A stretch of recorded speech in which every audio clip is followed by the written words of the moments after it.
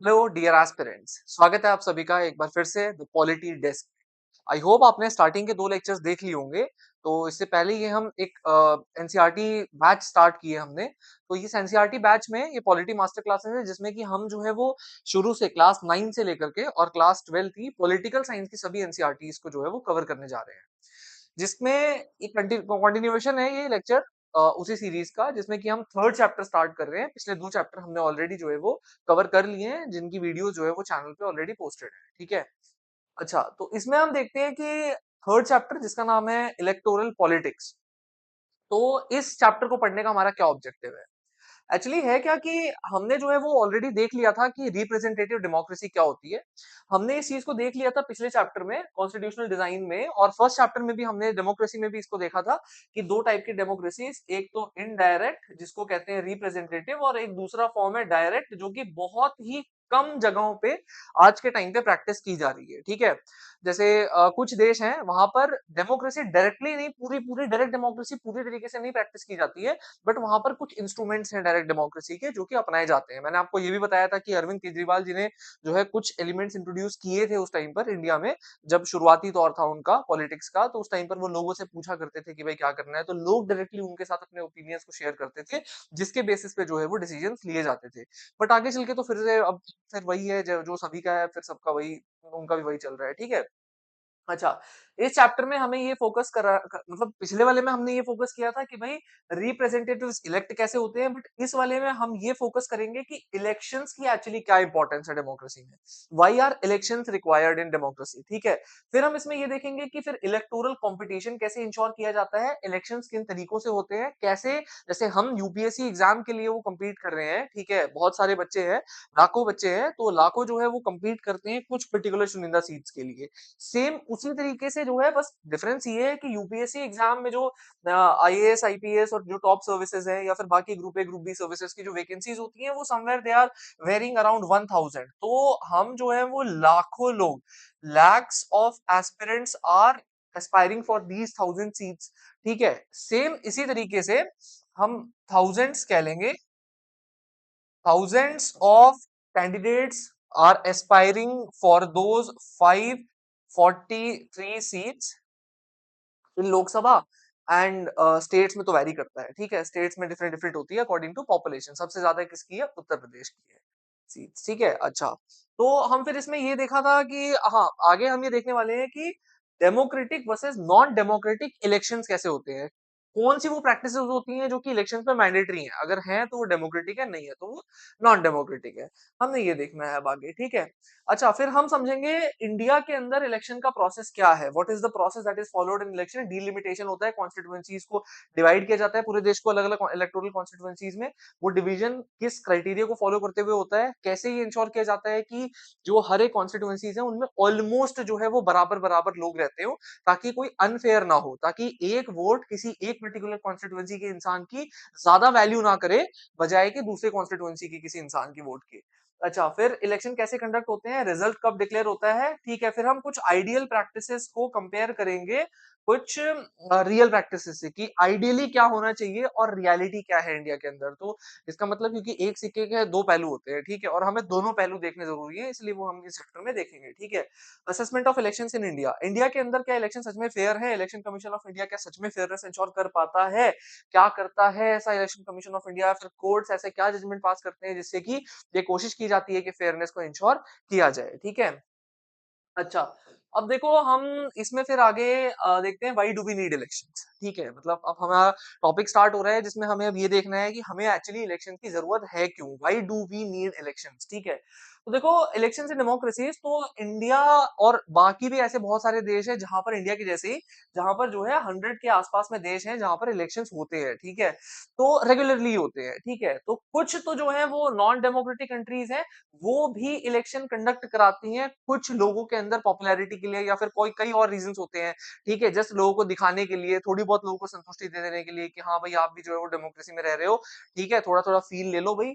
ठीक है। तो इलेक्शन तो कंडक्ट कराते हैं, जैसे हमने पिछले चैप्टर में देखा था कि भाई चाइना के अंदर क्या हो रहा है। चाइना के अंदर लोग इलेक्शंस में पार्टिसिपेट तो कर रहे हैं, इलेक्शंस तो हो रहे हैं, लेकिन उसका रिजल्ट क्या हो रहा है, उसका रिजल्ट ये हो रहा है कि भाई वो इलेक्शंस जेन्युइन नहीं है। ठीक है। वो इलेक्शंस जो है वो सही नहीं है।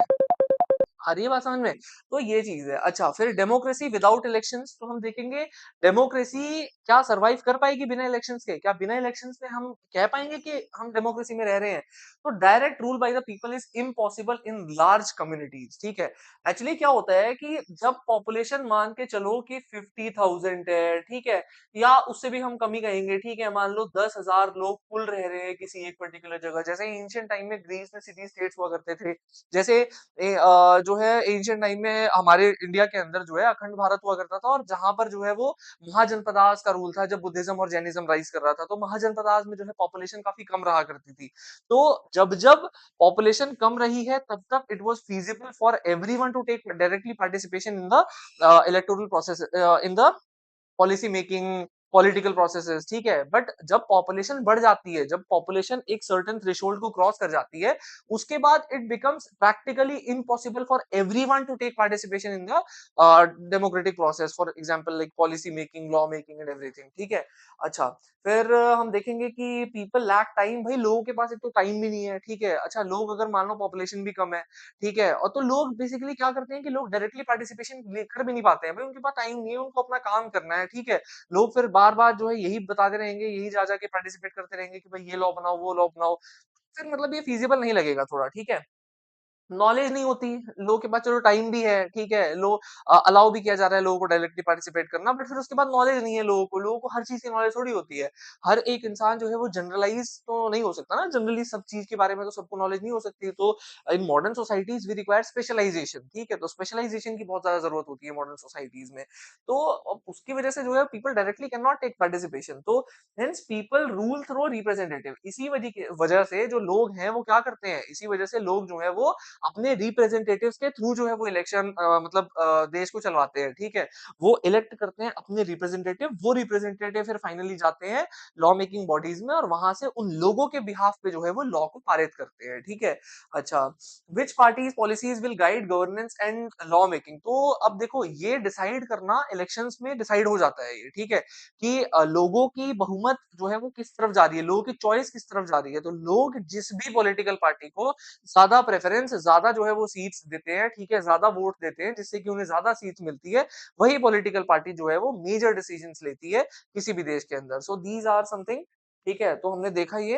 अच्छा, उसके बाद में हम जो है वो देखेंगे कि ऑल्टरनेटिव सिलेक्शन मेथड, ठीक है? तो देखो विदाउट इलेक्शंस क्या है, तो ऐसा होता है कि रिप्रेजेंटेटिव्स को केवल इलेक्शंस के बेसिस पे क्यों चूज करें, ठीक है? कुछ और भी क्राइटेरियाज हो सकती हैं, जैसे भाई मान के चलो कि जो सबसे सीनियर मोस्ट इंसान होगा, मान लो 104 साल, 105 साल, वो लीड करे, एज का बेसिस भी हम दे सकते हैं, ठीक है? हम ये दे सकते हैं भाई जिस इंसान को सबसे ज्यादा एक्सपीरियंस है, ठीक है, पब्लिक पॉलिसी मेकिंग में, लॉ मेकिंग में, उस इंसान को दे दें, ठीक है, देश चलाने। या फिर हम एजुकेशनल क्वालिफिकेशंस को जो है वो रख दें कि भाई आप अगर पर्टिकुलर आपने सबसे ज्यादा डिग्रीज ली हुई है, सबसे ज्यादा आप एजुकेटेड हो, तो ही आप जो है वो देश को चला सकते हो। हम ऐसा भी कुछ कर सकते हैं, ठीक है, it is also possible, but ये क्या होगा, ये अनडेमोक्रेटिक होगा। कैसे अनडेमोक्रेटिक होगा?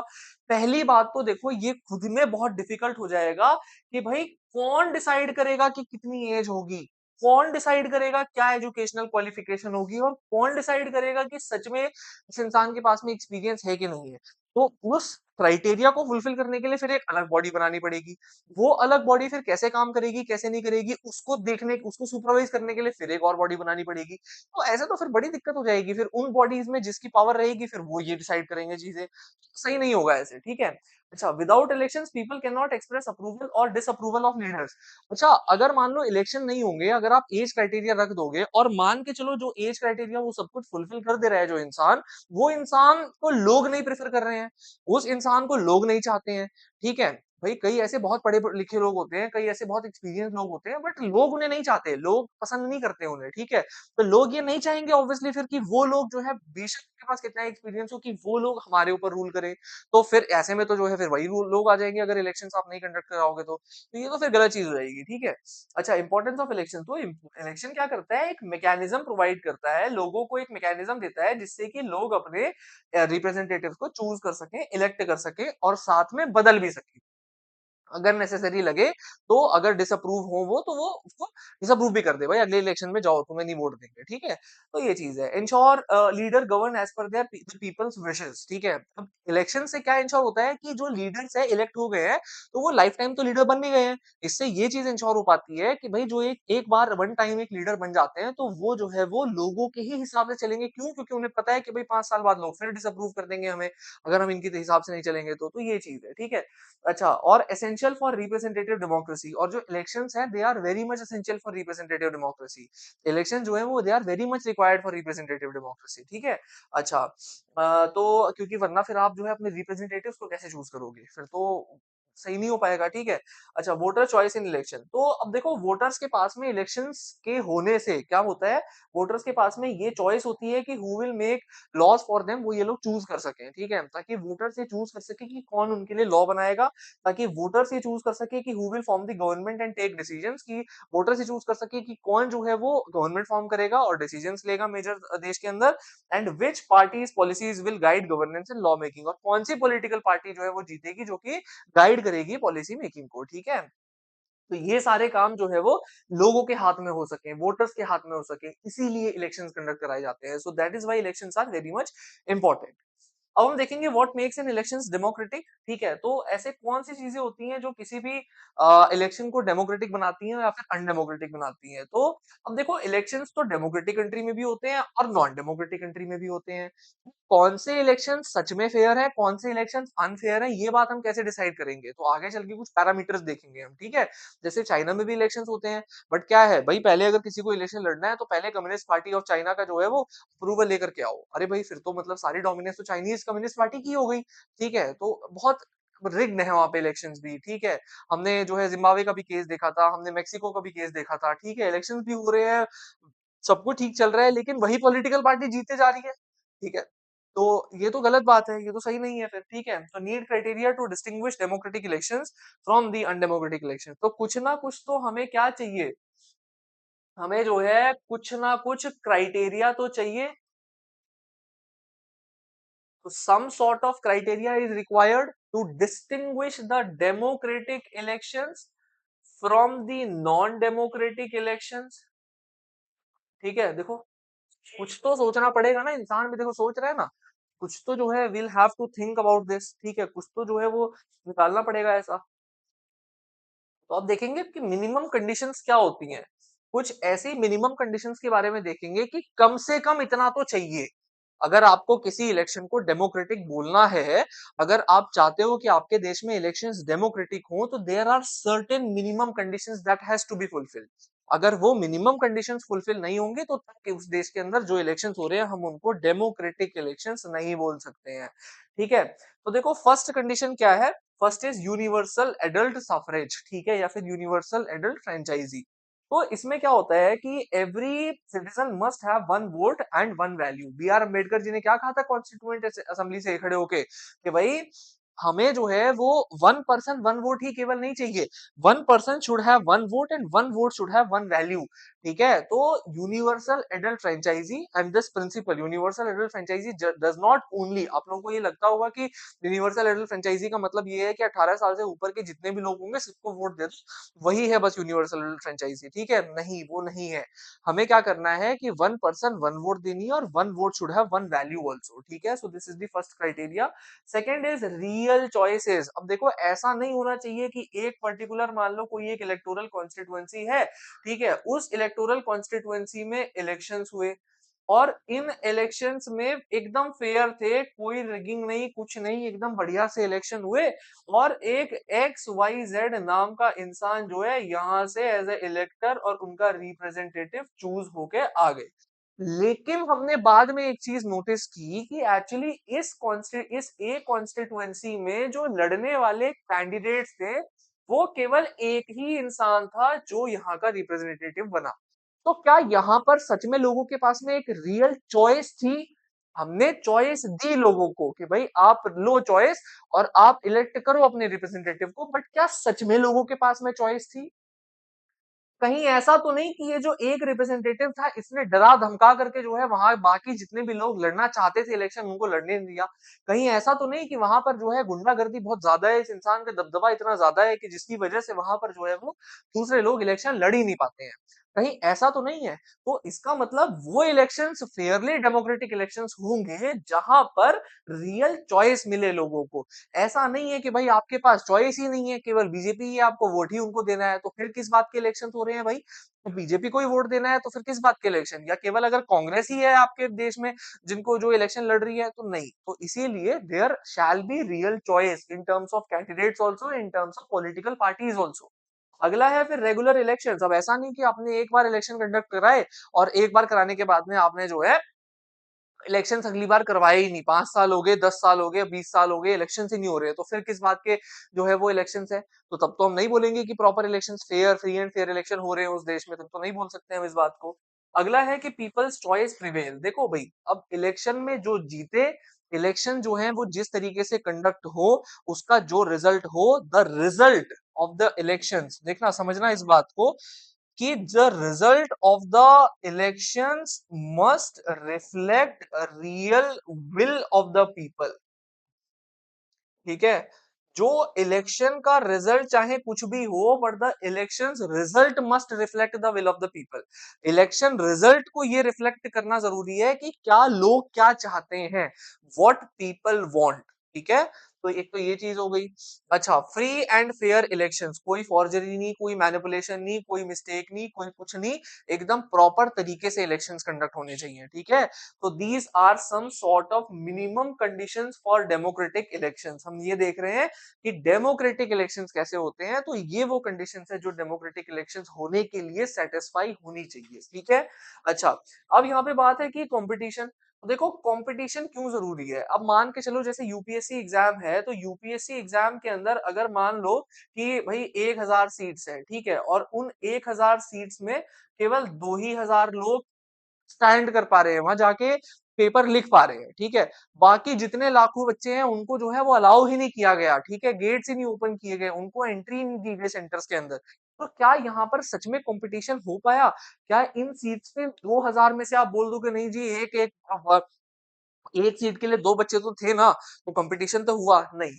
ये प्रॉपर कंपटीशन नहीं है। ठीक है? कंपटीशन वो होगा जब सबको इक्वल अपॉर्चुनिटी दी जाएगी, सबको बराबर अपॉर्चुनिटी मिलेगी कम से कम उन इलेक्शंस में पार्टिसिपेट करने की। ठीक है? So this will be the real competition. ठीक है? तो देखो, फॉर्म्स ऑफ कंपटीशन दो टाइप के होते हैं। Competition among the political parties, जैसे कि मान लो बीजेपी, ठीक है, वर्सेस आम आदमी पार्टी वर्सेस कांग्रेस। ठीक है? तो ये तो बिटवीन द पार्टीज होती हैं कि भाई किस पार्टी को जो है वो लोकसभा में 542 में से 50% plus one, that is 272 seats मिलेंगी। ठीक है? तो सभी पार्टीज तो जो है वो इस चीज के लिए लड़ती है ना, कि सबको इससे ज्यादा सीट चाहिए ताकि वो गवर्नमेंट फॉर्म कर सके। ठीक है? अच्छा, तो ये तो हो गए competition between the among the political parties. ठीक है? अच्छा, एक कंपटीशन होता है, जैसे मान के चलो, लेट सपोज कि भाई दिल्ली के अंदर एक सदर कॉन्स्टिट्युएंसी है। ठीक है? मान लो दिल्ली के अंदर एक सदर कॉन्स्टिट्युएंसी है। ठीक है? मैं एक एग्जांपल दे रहा हूं। ठीक है? तो सदर जो कॉन्स्टिट्युएंसी है दिल्ली के अंदर, वहां पर दो कैंडिडेट्स हैं। ठीक है? एक है मनोज जिंदल, अभी जो दिल्ली में लेजिस्लेटिव असेंबली के लिए जो इलेक्शन हो रहे हैं मैं उसकी बात कर रहा हूँ। एक है मनोज जिंदल और एक है सोमदत्त। ठीक है? मुझे जहां का पता था, मेरे को अभी याद आया दिमाग में, तो मैंने वही एग्जांपल दिया। तो ये मान लो दो हैं। ठीक है? दो लोग हैं, इनके बीच में जो है वो सदर कॉन्स्टिट्युएंसी से, सदर लोकसभा कॉन्स्टिट्युएंसी है, सॉरी लोकसभा नहीं, ये दिल्ली की कॉन्स्टिट्युएंसी है, दिल्ली के जो इलेक्शन है, दिल्ली लेजिस्लेटिव असेंबली की कॉन्स्टिट्युएंसी है, वहां पर से दो ये लड़ रहे हैं। तो इन दोनों के बीच में भी तो कंपटीशन होगा ना। चलो मान लिया, ठीक है, आई बिलीव कि भाई मनोज जिंदल जो है वो भारतीय जनता पार्टी से लड़ रहे हैं और ये शायद दूसरे आम आदमी से किससे है मुझे इतना ध्यान नहीं है। ठीक है? तो चलो, पार्टी तो एक अलग बात है, पार्टी के बीच में तो है ही। ठीक है? पार्टी के बीच में तो है ही कि भाई दिल्ली की विधानसभा में जाकर के कौन जो है वो अपनी गवर्नमेंट बनाएँगे। लेकिन इन दोनों के बीच में भी तो आपस में कॉन्स्टिट्यूएंसी लेवल पर कॉम्पिटिशन है। इन दोनों के बीच में भी तो कॉम्पिटिशन चल रहा है, तो 2 टाइप के कॉम्पिटिशन्स होते हैं। एक तो होते हैं जैसे लोकसभा के इलेक्शंस है, तो ये लोकसभा के अंदर कौन-सी पॉलिटिकल पार्टी जो है सबसे ज़्यादा सीट लेकर के आएगी ताकि गवर्नमेंट फॉर्म करे। तो वो तो हो गए competition among the political parties, और दूसरे कॉम्पिटिशन है अमंग द कैंडिडेट्स, ठीक है? जो कैंडिडेट्स इलेक्ट हो रहे हैं, तो हर ये होते हैं कॉन्स्टिट्यूएंसी लेवल पे, ठीक है? तो ये 2 टाइप के आपके कॉम्पिटिशन हो गए, competition between the individual candidates, ठीक है? अच्छा, इसके बाद में हम बात करेंगे फिर कि is it good to have political competition, ठीक है? तो कंपटीशन क्यों चाहिए, व्हाई कंपटीशन इज रिक्वायर्ड? बिना कंपटीशन के भी तो दे दो ना यार, एक आदमी, अब ठीक है, कई लोग, मैंने सुना है कई लोग कहते हुए, कई लोग ये कहते हैं आने तो मोदी जी हैं, क्या ही मतलब फिर इलेक्शन का, छोड़ दो इलेक्शन, आना तो मोदी जी को ही है, ठीक है? एक टाइम वो भी था जब इंदिरा गांधी के बारे में भी ऐसे ही कहा जाता था, ठीक है? India means Indira, Indira means India, ऐसा भी था, ठीक है? तो क्या फिर कंपटीशन नहीं रखे? क्या कंपटीशन को एबॉलिश कर दें? अरे ऐसे थोड़ी ना होता है भाई। कंपटीशन, बिना कंपटीशन के तो इलेक्शन का मतलब ही खत्म हो जाएगा। फिर इलेक्शन का मतलब ही क्या रहेगा? अगर कंपटीशन ही नहीं आप इंश्योर करोगे तो इलेक्शन ही नहीं, और इलेक्शन नहीं होंगे तो फिर तो मतलब इसका मतलब तो ये हो गया, जो अभी पावर में है हमेशा वही पावर में रहेंगे, लोगों के पास चॉइस नहीं रहेगी, अपनी आर्बिट्रेरी पावर, आज अच्छा कर रहे हैं कल को खराब करेंगे, आप किसका क्या कर लोगे? आप किसके जो है वो गर्दन जाके पकड़ोगे? आप कुछ नहीं कर सकते किसी का, ठीक है? तो इसीलिए इलेक्शन बहुत ज्यादा जरूरी होते हैं, ठीक है? अच्छा, तो अब देखो ड्रॉबैक्स ऑफ पॉलिटिकल कंपटीशन, देखो पॉजिटिव तो है भाई, कंपटीशन हो रहा है, कई लोगों के बीच में जो है वो कंपटीशन हो रहा है, लेकिन इसके कुछ नेगेटिव साइड भी हैं, ठीक है? There are some sort of negative effects also for because of the political competition that happens, ठीक है? भाई फैक्शनलिज्म एंड डिसयूनिटी, हम तो ये लाइव एग्जांपल देखते हैं। फैक्शनलिज्म मतलब बी फैक्शंस में क्रिएट हो जाते हैं लोग, ठीक है? लोग जो है वो डिफरेंट डिफरेंट फैक्शंस में बढ़ जाते हैं, मतलब डिफरेंट डिफरेंट जुट में बढ़ जाते हैं कि भाई जाओ हम तो बीजेपी के सपोर्टर है, जाओ हम तो जो है वो आम आदमी के सपोर्टर है, ठीक है? और इतना ज्यादा माइंड के अंदर ये चीज भर जाती है कि लोग जो है वो केवल फैक्शनलिज्म में डिवाइड नहीं होते हैं, उनके बीच में डिसयूनिटी भी, लोग आपस में बैठना, बात करना, बोलचाल बंद कर देते हैं। ऐसा लगता है जैसे कि भाई वही लीडर आकर के जो है आपके घर में जो है वो राशन दे रहे हैं, सब कुछ दे रहे हैं। नहीं, गलत चीज है ये, है ना? इसकी वजह से क्या होता है कि election competition often leads to a sense of disunity in localities. भाई गली मोहल्ले, अरे वो तो बीजेपी का सपोर्टर है, छोड़ना, अरे वो तो कांग्रेस का सपोर्टर है, वो पिछली गली में रहता है, वो फलाना तिवारी जी, वो तो जो है वो आम आदमी के सपोर्टर है, ठीक है? अरे छोड़ो उनको यार, कांग्रेसी हो तुम, कांग्रेसी हो, ठीक है? तुम भक्त हो, तुम ये हो। बहुत गलत हो रहा है ये, ठीक है? दिस इज वेरी रॉन्ग, नहीं होना चाहिए बिल्कुल। भाई आपको एक कंपटीशन रखना है, जो लोग ये सपोर्ट कर रहे हैं कि भाई यही पार्टी अभी रहनी चाहिए आने वाले टाइम में भी, उन लोगों को भी ये समझना पड़ेगा कि भाई अगर यही पार्टी रहेगी लेकिन बिना कंपटीशन के अगर रहेगी, तो उसमें उस पार्टी को भी गलत पावर यूज, अपनी पावर को गलत तरीके से यूज करने की टेंडेंसी उसमें भी आ जाएगी, ठीक है? तो ये बहुत, ये समझना पड़ेगा हर किसी को, ठीक है? इस चीज को समझना बहुत ज्यादा जरूरी है, ठीक है? तो फैक्शनलिज्म और डिसयूनिटी बहुत ज्यादा हो जाती है, लोकैलिटीज, लोकल गली मोहल्लों में जो है वो लोग लड़ने मरने लग जाते हैं, ठीक है? कंप्लेंट्स आती हैं कि भाई पार्टी जो है पार्टी पॉलिटिक्स की, अरे मतलब पार्टी पॉलिटिक्स चल रही है हर जगह पर, ठीक है? लोग गले में जो है वो ले लेकर के घूमते हैं, सर पे टोपी लगा लगा घूमते हैं, तो बहुत ज्यादा गलत होता है, ठीक है? फैक्शनलिज्म डिसयूनिटी आती है। सेकंड है डर्टी ट्रिक्स एंड एलिगेशंस, गलत-गलत एलिगेशंस लगते हैं। दिल्ली में भी जाते हुए रोड पे बड़े-बड़े होर्डिंग्स दिखाई देते हैं। होर्डिंग्स पे लिखा होता है एक हमारी पार्टी, एक जो है वो गाली देने वाली पार्टी, गाली-गलौज पार्टी, ये वो, एक जो है चोर पार्टी, मतलब क्या से क्या गंदे-गंदे एलिगेशंस लगाते हैं। अरे प्लीज टॉक ऑन फैक्ट्स ना, आप तो फैक्ट्स पे बात करो ना। आप ये क्यों नहीं बनवा रहे हो होर्डिंग्स के भाई हमने इतने स्कूल बनवाए, हमने इतने कॉलेजेस बनवाए, हमने ये डेवलपमेंट किया, हमने इतना रोड बनवाया, हमने इतना ये काम किया। आप इस बात पे करो ना, गाली-गलौज, गाली-गलौज पार्टी, क्या सब बोलते हैं, मतलब कुछ समझ में नहीं आता है, गंदे-गंदे ट्रिक्स खेलते हैं, ठीक है? Party political parties and leaders often engage in smear campaign and use unethical methods to win, गलत-गलत तरीके अपनाते हैं, ठीक है? पैसे बाँटते हैं, मतलब क्या से क्या झूठ-झूठ वादे करते हैं, ठीक है? ये सब गलत चीज़ें होते हैं पॉलिटिकल कॉम्पिटिशन की वजह से, क्योंकि सबको, हर पार्टी को जो है वो अपनी गवर्नमेंट फॉर्म करनी है, ठीक है? और हर एक कैंडिडेट को जीतना है, इस वजह से, ठीक है? शॉर्ट टर्म विन्स पे ज्यादा फोकस करते हैं भाई, इनको लगता है कि भाई अभी चलो लो हम 2500 रुपए दे रहे हैं महिलाओं को, ठीक है? हम 2100 रुपए दे रहे हैं महिलाओं को, हर पॉलिटिकल पार्टी ने एक से एक करके महिलाओं के लिए जो है वो लाइन लगा दी कि भाई आपको पैसे दिया जाएगा। भैया आप ऐसा क्यों नहीं करते हो? आप विमेन के लिए जो है वो एम्प्लॉयमेंट अपॉर्चुनिटी क्यों नहीं बढ़वा रहे हो? आप वुमेन को सेफ्टी प्रोवाइड कर दो ना, आप दिल्ली में नेशनल कैपिटल में वुमेन की सेफ्टी को इंश्योर कर दो ना, जिससे वुमेन खुद अपने घर से बाहर निकल करके जो है वो अर्न कर सके। आज वुमेन को ये सोचना पड़ता है मुझे घर में 5-6 बजे से पहले-पहले वापस घर जाना है। मैं नौकरी नहीं कर सकती उसके बाद में। क्यों वुमेन घर में रात को 9 बजे वापस नहीं आ सकती है? तो इस चीज को नहीं इंश्योर किया जाता है। आप ये कह रहे हो 2500 रुपए दिए जाएंगे, अरे 2500 रुपए का वुमेन कर क्या लेगी? ठीक है, 25,000 नहीं 25 लाख कमा लेगी, 25 करोड़ कमा लेगी, आप अपॉर्चुनिटी तो दो। दिल्ली जैसे शहर में वुमेन को घर से बाहर निकलने में डर लगता है, एक बस स्टैंड पे खड़े होने में डर लगता है। तो इस चीज को नहीं देखते हैं। शॉर्ट टर्म गोल्स दे दिए 2500, अरे क्या मतलब भाई, क्या हो गया फिर उससे? इस चीजों पे जो है पॉलिटिकल पार्टी जो है वो लॉन्ग टर्म पॉलिसीज पे नहीं वर्क कर रही है। ठीक है, कंपटीशन के चक्कर में लगता है अभी 2500 दे देंगे, वोटर्स खुश होकर हमें वोट दे देंगे। फिर एक ने 2100 दिया, दूसरे ने 25 दे दिया, 400 रुपए में मतलब बेवकूफ लोग हैं। और सोचो ना, आपकी पॉलिटिक्स की वजह से लोगों की कंडीशन इतनी खराब हो गई है कि लोग केवल 400 रुपए के गैप में आपको जिताएंगे, आप ये सोच रहे हो? तो मतलब आपने तो इतना बुरा हाल कर रखा है देश की जनता का। ये politics, these are the negative effects of these political competitions. ठीक है। अच्छा, उसके बाद डिस्करेजमेंट फॉर गुड लीडर्स। जो सच में पोटेंशियल लीडर है ना, जो सच में अच्छे लीडर हैं, वो बेचारे इन गलत टेक्निक्स के चक्कर में जो है कभी इलेक्शन में पार्टिसिपेट कर सकते, वो कभी इलेक्शन नहीं जीत सकते हैं। ठीक है, जिनमें सच में जो इंटेलेक्चुअल हैं, एक वो समय था, मैं एक इंस्टाग्राम पे रील देख रहा था, जिस समय एक जो मैरी क्यूरी थी, है ना, तो she was a very big scientist. आपको पता है उनको नोबेल प्राइज मिला है, शायद ऐसा कि दो चीजों में नोबेल प्राइज मिला है उनको।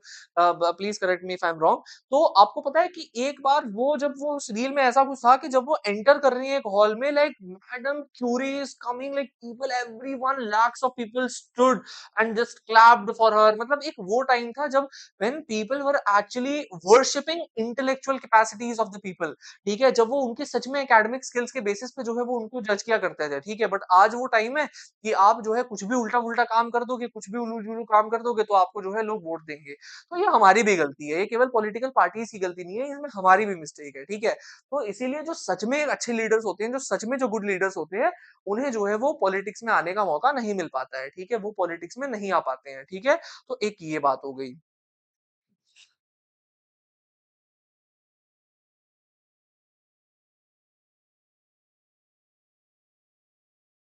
देखते हैं next.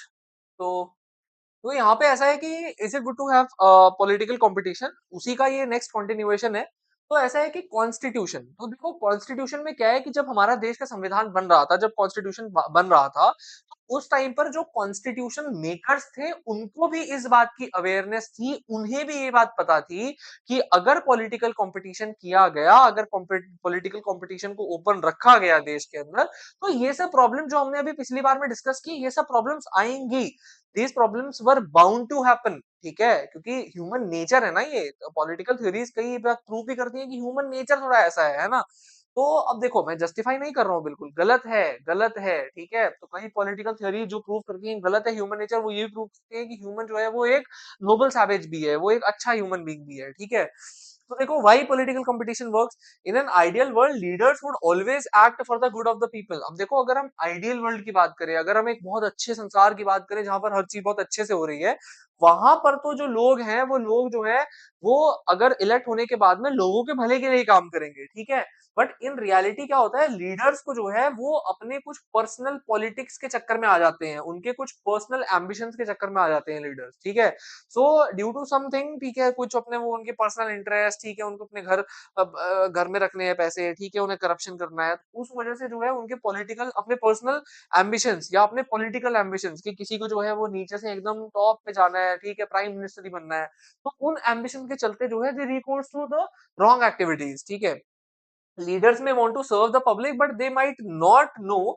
how or misinterpret the public needs। ठीक है, तो ऐसा हो सकता है कि भाई लीडर्स चाहते भी है कई बार लोगों को भला करना, लेकिन या तो वो जो है वो लोगों के डिमांड्स को नहीं समझ पाते हैं, लोगों की नीड्स को नहीं समझ पाते हैं, या फिर उन चीज को जो है वो, but they might not know how, उनको पता भी नहीं होता कई बार कि एक्चुअली करना कैसे है। ठीक है, एक्चुअली रियल सर्विस जो है वो है कैसी, ठीक है, करनी कैसे होती है रियल सर्विस। ठीक है, तो अब देखेंगे हम इसमें कि the constitutional choice for competition, constitution ने इस बात को कैसे जो है वो मतलब रखा है कि भाई कॉन्स्टिट्यूशन ने किस तरीके से जो है वो हमें कंपटीशन अलाउ किया है, ठीक है, हमारे देश के अंदर।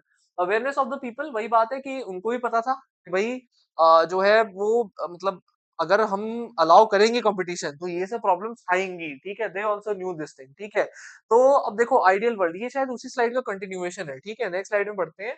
ये मैप माइंड मैप से जो है वो दिखाया गया है इस चीज को, ठीक है।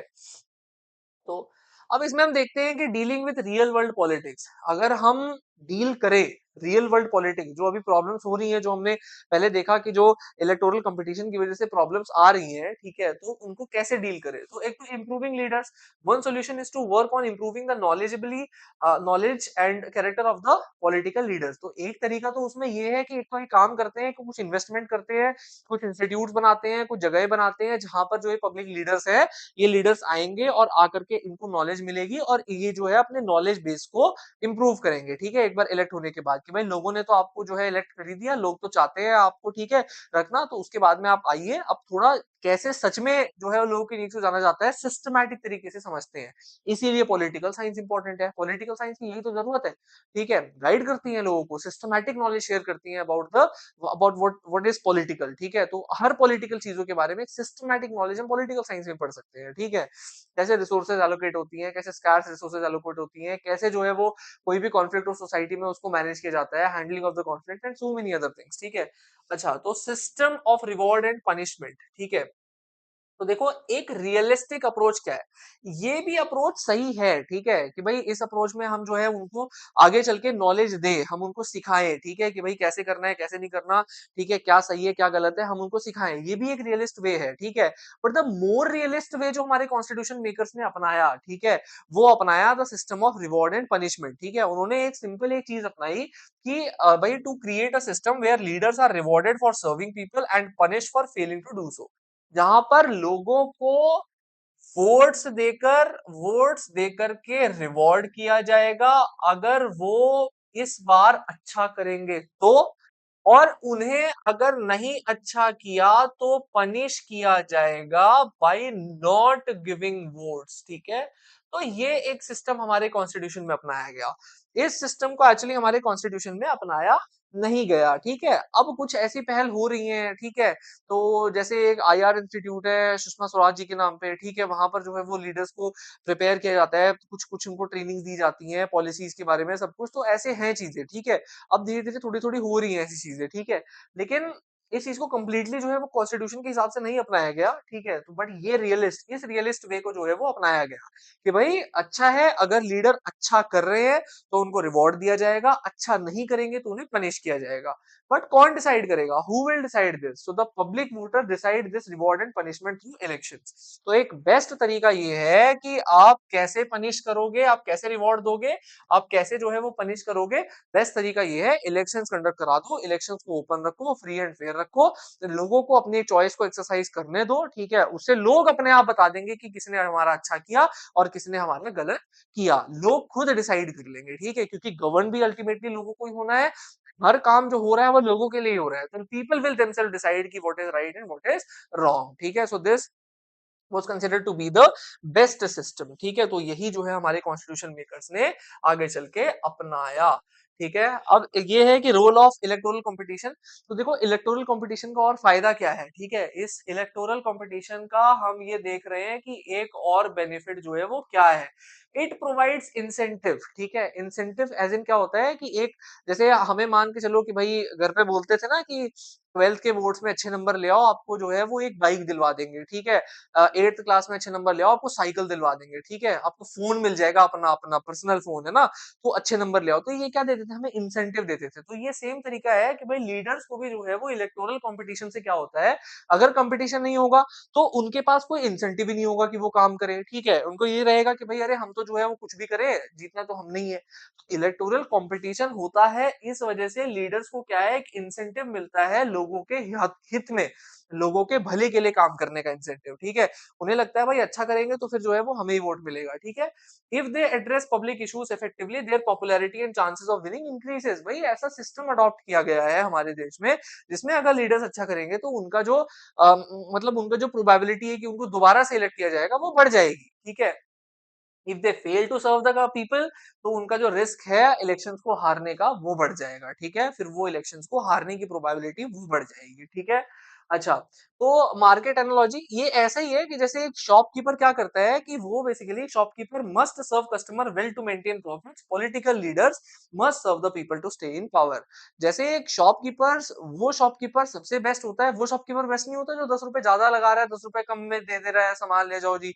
नहीं, वो शॉपकीपर बेस्ट शॉपकीपर होता है जो एक्चुअली लोगों की नीड्स को समझे, अपनी लोकेलिटी में क्या बिकेगा क्या नहीं बिकेगा, क्या लोग डिमांड करते हैं क्या नहीं करते हैं, उन चीजों को जो है वो मतलब फाइंड करेगा और अपनी दुकान पे रखेगा। मैंने देखा कि भाई लेक्चर जो है वो हर किसी ने जो है लेक्चर्स बनाए हुए हैं, बहुत सारे लेक्चर्स अवेलेबल है यूट्यूब के ऊपर, लेकिन मेरा मकसद यही था कि भाई एक तो पॉलिटिकल साइंस की ऑर्गेनाइज्ड स्टडी कहीं नहीं कराई जा रही है, ठीक है? एक तरीके से एक ही प्लेटफॉर्म जो कि कंप्लीटली डेडिकेटेड हो पॉलिटिकल साइंस के लिए, ऐसा प्लेटफॉर्म कहीं नहीं है, ठीक है?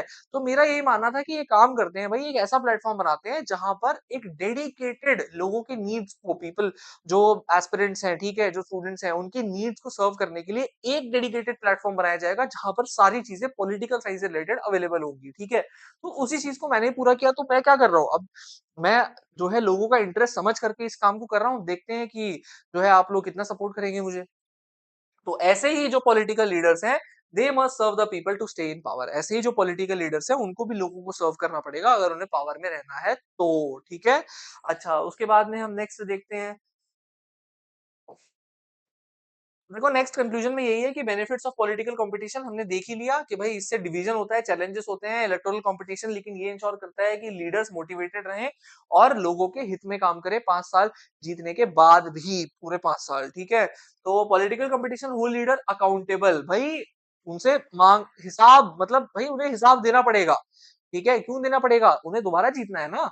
तो the political electoral competition helps the people to be, helps the elector जो जीते हुए हैं हमारे रिप्रेजेंटेटिव्स, उनको अकाउंटेबल होल्ड करते हैं, ठीक है? इलेक्टोरल कंपटीशन, तो एक ये चीज है, ठीक है?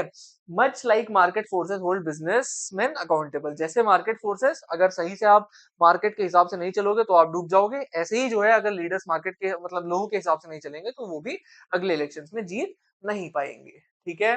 अब इंडिया का इलेक्टोरल सिस्टम समझेंगे, ठीक है, कि इंडिया के अंदर क्या होता है। इंडिया के अंदर रेगुलर इलेक्शंस कराए जाते हैं, लोकसभा के और विधानसभा के, ठीक है? पंचायती इलेक्शन भी होते हैं, लोकल लेवल इलेक्शन भी होते हैं, देखेंगे भी उसको, लेकिन हमारे देश में हर 5 साल में, ठीक है, लोकसभा और विधानसभा के लिए रेगुलरली इलेक्शंस कराए जाते हैं। 5 साल के बाद में जो टर्म है सभी इलेक्टेड रिप्रेजेंटेटिव्स का वो खत्म हो जाता है और लोकसभा और विधानसभा में 2 बार इनको डिसॉल्व कर दिया जाता है। जो फर्स्ट इनकी सिटिंग होती है ना, फर्स्ट सिटिंग, उससे लेकर के एग्जैक्ट 5 इयर्स के बाद ऑटोमेटिकली ये असेंबलीज जो है स्टैंड्स टू बी डिसॉल्व, ठीक है? तो हम देखेंगे देश में 2 टाइप के इलेक्शंस होते हैं, ठीक है? एक होते हैं जनरल इलेक्शंस, एक होते हैं बाई इलेक्शंस, ठीक है? जो जनरल इलेक्शंस होते हैं वो सभी कॉन्स्टिट्यूएंसीज में होते हैं, एक ही टाइम पर होते हैं, सेम डे या फिर सेम फेजेस में होते हैं, ठीक है? विद इन फ्यू डेज, कुछ ही दिनों में, मतलब एक वो टाइम जैसे मान लो 5 साल हो गए, ठीक है? पूरे देश में अब इलेक्शंस हो रहे हैं लोकसभा की कॉन्स्टिट्यूएंसीज को फिल करने के लिए 5 साल के बाद में।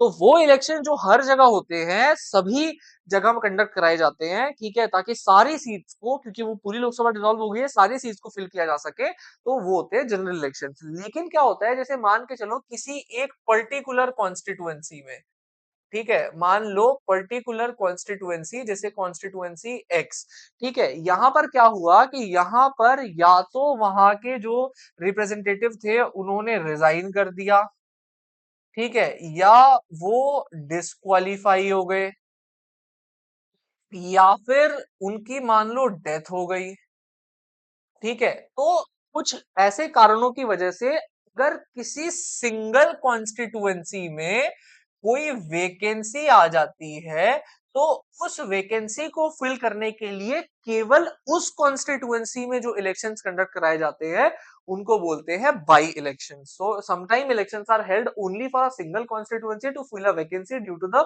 डेथ और रेजिग्नेशन ऑफ द मेंबर. यहाँ डिस्क्वालिफिकेशन नहीं लिखा है, but disqualification is also a very important reason. ठीक है, क्योंकि मैं मान लो कि भाई जैसे अभी राहुल गांधी को जो है वो 2 साल की सजा हो गई थी. ठीक है, वो डिफेमेशन वाले केस में. ठीक है, तो जैसे ही 2 साल की सजा हुई, तो 2 साल की सजा, क्योंकि आरपीए के हिसाब से अगर आपको 2 साल से ज्यादा की सजा हो गई है तो you will not be eligible to hold the seat of the house. ठीक है, तो उनको तुरंत जो है वो डिस्क्वालीफाई कर दिया गया था, बट बाद में वो रीइंस्टेट हो गए बिकॉज उस 2 साल की सजा को जो है वो हटा दिया गया बाई हायर कोर्ट. ठीक है, तो ये चीज है. अच्छा, अभी हम देखेंगे कि इलेक्टोरल कॉन्स्टिट्युएंसीज. ठीक है,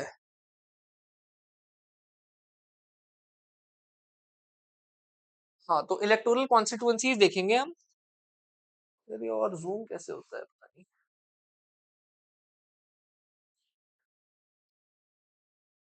चलो छोड़ो, कोई नहीं.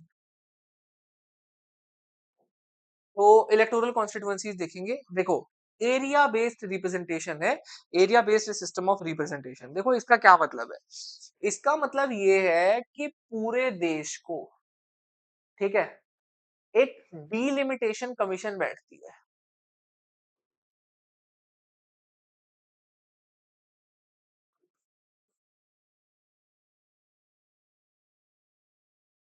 बहुत हाई पावर्ड कमीशन है, बहुत हाई पावर्ड कमीशन है. इनके दिए हुए जो इनके फैसले होते हैं उनको जो है उनकी कोई अपील नहीं होती. बहुत हाई पावर्ड कमीशन है. ठीक है, डीलिमिटेशन कमीशन. क्या होता है कि ये डीलिमिटेशन कमीशन का काम है कि पूरे देश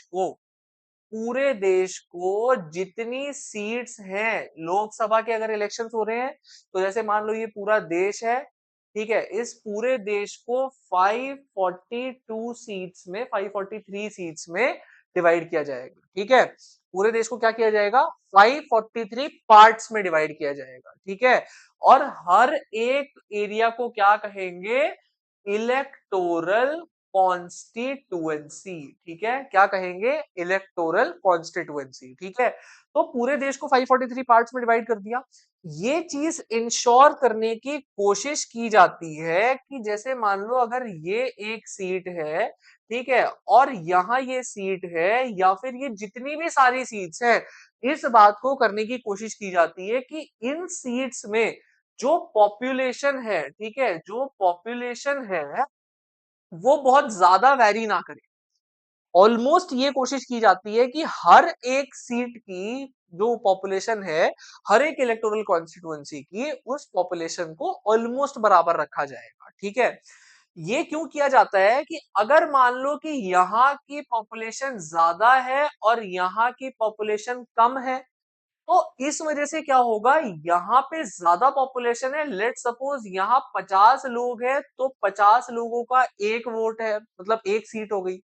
और मान लो यहाँ पर पॉपुलेशन 1000 है और 1000 लोगों की भी एक सीट हो गई. इसका मतलब 50 लोगों को आप ज्यादा वैल्यू दे रहे हो ना. 50 लोगों को भी आपने एक ही सीट दी है, ठीक है, इलेक्टोरल कॉन्स्टिट्यूएंसी में, और आपने 1000 लोगों को भी. इसलिए ये कोशिश किया जाता है कि हर एक इलेक्टोरल कॉन्स्टिट्यूएंसी में जो पॉपुलेशन है उसको मोस्टली मैच किया जाएगा. These electoral constituencies are not same as district or divisions in the states. ठीक है, वो नहीं होते. इलेक्टोरल कॉन्स्टिट्युएंसीज कंप्लीटली डिफरेंट होती है from any of the political division of India. ठीक है, आप पॉलिटिकल बेसिस पे इंडिया को जिस भी पार्ट में डिवाइड करते हो, ये इलेक्टोरल कॉन्स्टिट्युएंसीज की सीट्स किसी से मैच नहीं करती, बिल्कुल अलग होती है. ठीक है, अच्छा, तो India is divided into electoral constituencies for the purpose of elections. ठीक है, अच्छा, फिर each constituency elect one representative. ठीक है, तो दो जगह होते हैं इलेक्शंस. ठीक है, तीसरी जगह पंचायत लोकल लेवल के भी हैं. ठीक है, अच्छा, तो लोकसभा हो गई, तो लोकसभा इलेक्शंस के लिए 543 कॉन्स्टिट्युएंसीज में देश को डिवाइड किया जाएगा. और हर एक जो वहां से चुन के आएंगे रिप्रेजेंटेटिव, हर सीट पे जो एक एक रिप्रेजेंटेटिव होंगे उनको क्या कहा जाएगा, member of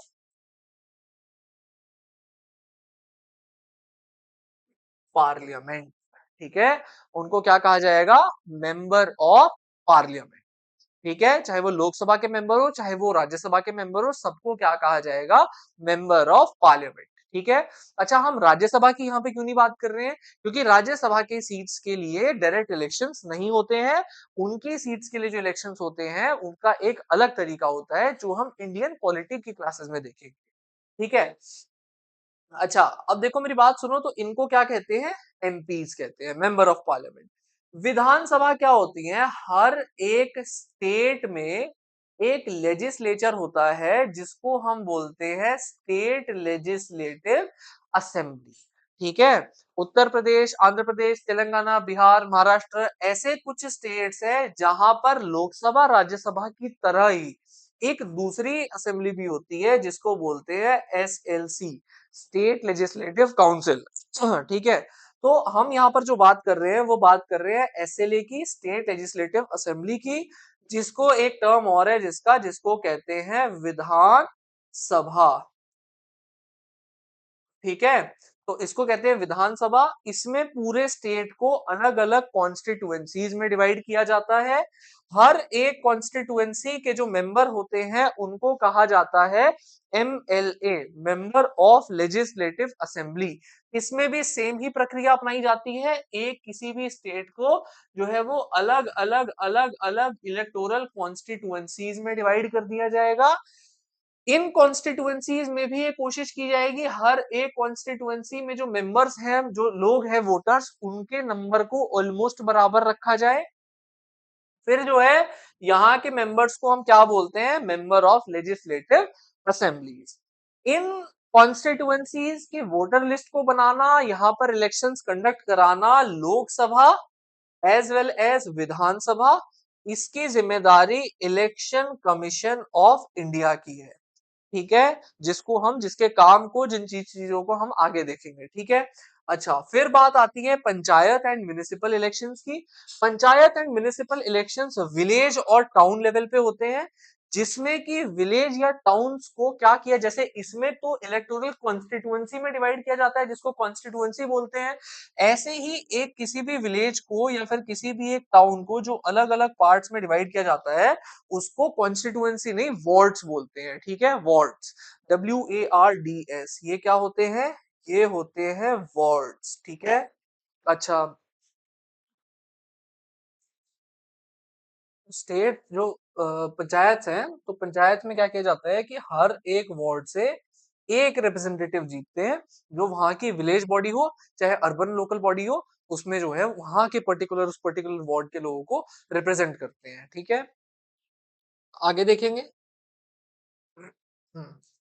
so next is कि इक्वल वैल्यू ऑफ वोट्स। तो कॉन्स्टिट्यूशन ने एक चीज को मैंडेटरी कर दिया है कि भाई each vote should have equal value. क्या मतलब है इस बात का? पूरी लक्ष्मीकांत पढ़ लोगे लेकिन ये बात नहीं समझ में आएगी। ठीक है। इसका मतलब ये है कि to ensure this, the constitution mandates that each constituency should have रफली इक्वल पॉपुलेशन, जो मैंने पीछे समझाया। ठीक है। कि भाई हर एक कॉन्स्टिट्युएंसी में रफली इक्वल पॉपुलेशन आनी चाहिए, जिससे कि कहीं ऐसा ना हो जाए कि एक कॉन्स्टिट्युएंसी में एक 10,000 लोग हैं, वहां से भी एक ही मेंबर चूज होके आएंगे, और सेकेंड नंबर की कॉन्स्टिट्युएंसी में जो है वो मान लो 5,000 लोग हैं। तो यहां अगर 5,000 हम देखें, तो 5,000 में हर एक आदमी के पास में जो है वो, एज कंपेयर टू दिस 10,000, वो ज्यादा जो है वैल्यू है। ठीक है, हर एक वोट की। ठीक है। वोट तो इन 5,000 के पास भी तो टोटल 15,000 ही होंगे, लेकिन ये 10,000 लोग एक आदमी को चूज कर सकते हैं, बट ये 5,000 लोग मात्र जो है वो एक आदमी को, ये सेकंड नंबर कॉन्स्टिट्यूएंसी, आदमी तो एक ही चूज होगा, इसको चूज कर सकते हैं। ठीक है। तो ये इसका मतलब ये होता है कि one person, one vote and one value. ठीक है। अच्छा, अगर हम अब नेक्स्ट देखें तो हमें ये समझ में आएगा कि सीट्स इन द असेंबली, तो डेफिनेशन क्या होती है सीट्स की? कॉन्स्टिट्युएंसीज को ही कई बार, जैसे जो कॉन्स्टिट्युएंसीज होती हैं उन्हें ही कई बार सीट्स कह दिया जाता है। ठीक है। उनको भी सीट्स ही कहा जाता है। सीट का मतलब जैसे अगर लोकसभा की सीट्स हैं तो वो एमपी हैं, तो लोकसभा में टोटल जो है 543 सीट्स हैं, तो ये 543 जो सीट्स हैं इन्हीं को ही सीट्स कहा जाएगा, ठीक है। अच्छा, तो जैसे एग्जांपल ले लेते हैं, एक एग्जांपल आपको किताब में लिखा हुआ है, ठीक है, मैंने ज्यादा वो एग्जांपल कवर नहीं किया है क्योंकि उतना रिलेवेंस लगा नहीं मुझे। जैसे लोकदल है, उनको जो है 60 सीट मिली थी हरियाणा के इलेक्शंस में। इसका मतलब ये है कि लोकदल को हरियाणा की विधानसभा में टोटल सीट्स में से 60 सीट्स जो है वो उन्होंने जीती थी, ठीक है। तो ये मतलब है इसका, ओके। अब देखते हैं आगे। इसमें ये है कि क्या इंडियन इलेक्शंस डेमोक्रेटिक हैं? तो यस, डेफिनेटली है। कैसे, देखते हैं। तो जो इंडियन इलेक्शंस का जो स्ट्रक्चर है वो ये है कि हमेशा जो है वो हर 5 साल में होने ही होने हैं। तो रेगुलर इलेक्शंस वाली क्राइटेरिया तो फुलफिल हो ही गई यहाँ पे, ठीक है। अच्छा, तो उसके बाद में हर एक इंसान की इक्वल, हर एक इंसान के पास में इक्वल वोट्स हैं, दैट मींस 1 वोट, एंड हर वोट की इक्वल वैल्यू भी है, ठीक है। अच्छा, and representative system suggest that Indian elections are democratic. और देखो, रिप्रेजेंटेटिव सिस्टम जो है ना इंडियन इलेक्शंस का, वही ये बताता है कि भाई इंडिया के इलेक्शंस जो है वो डेमोक्रेटिक डेफिनेटली हैं, कैसे नहीं, ठीक है। आगे देखेंगे तो नीड फॉर रिजर्व्ड कॉन्स्टिट्यूएंसीज। अच्छा, अब देखो मेरी बात सुनो, रिजर्व्ड कॉन्स्टिट्यूएंसीज क्या होता है।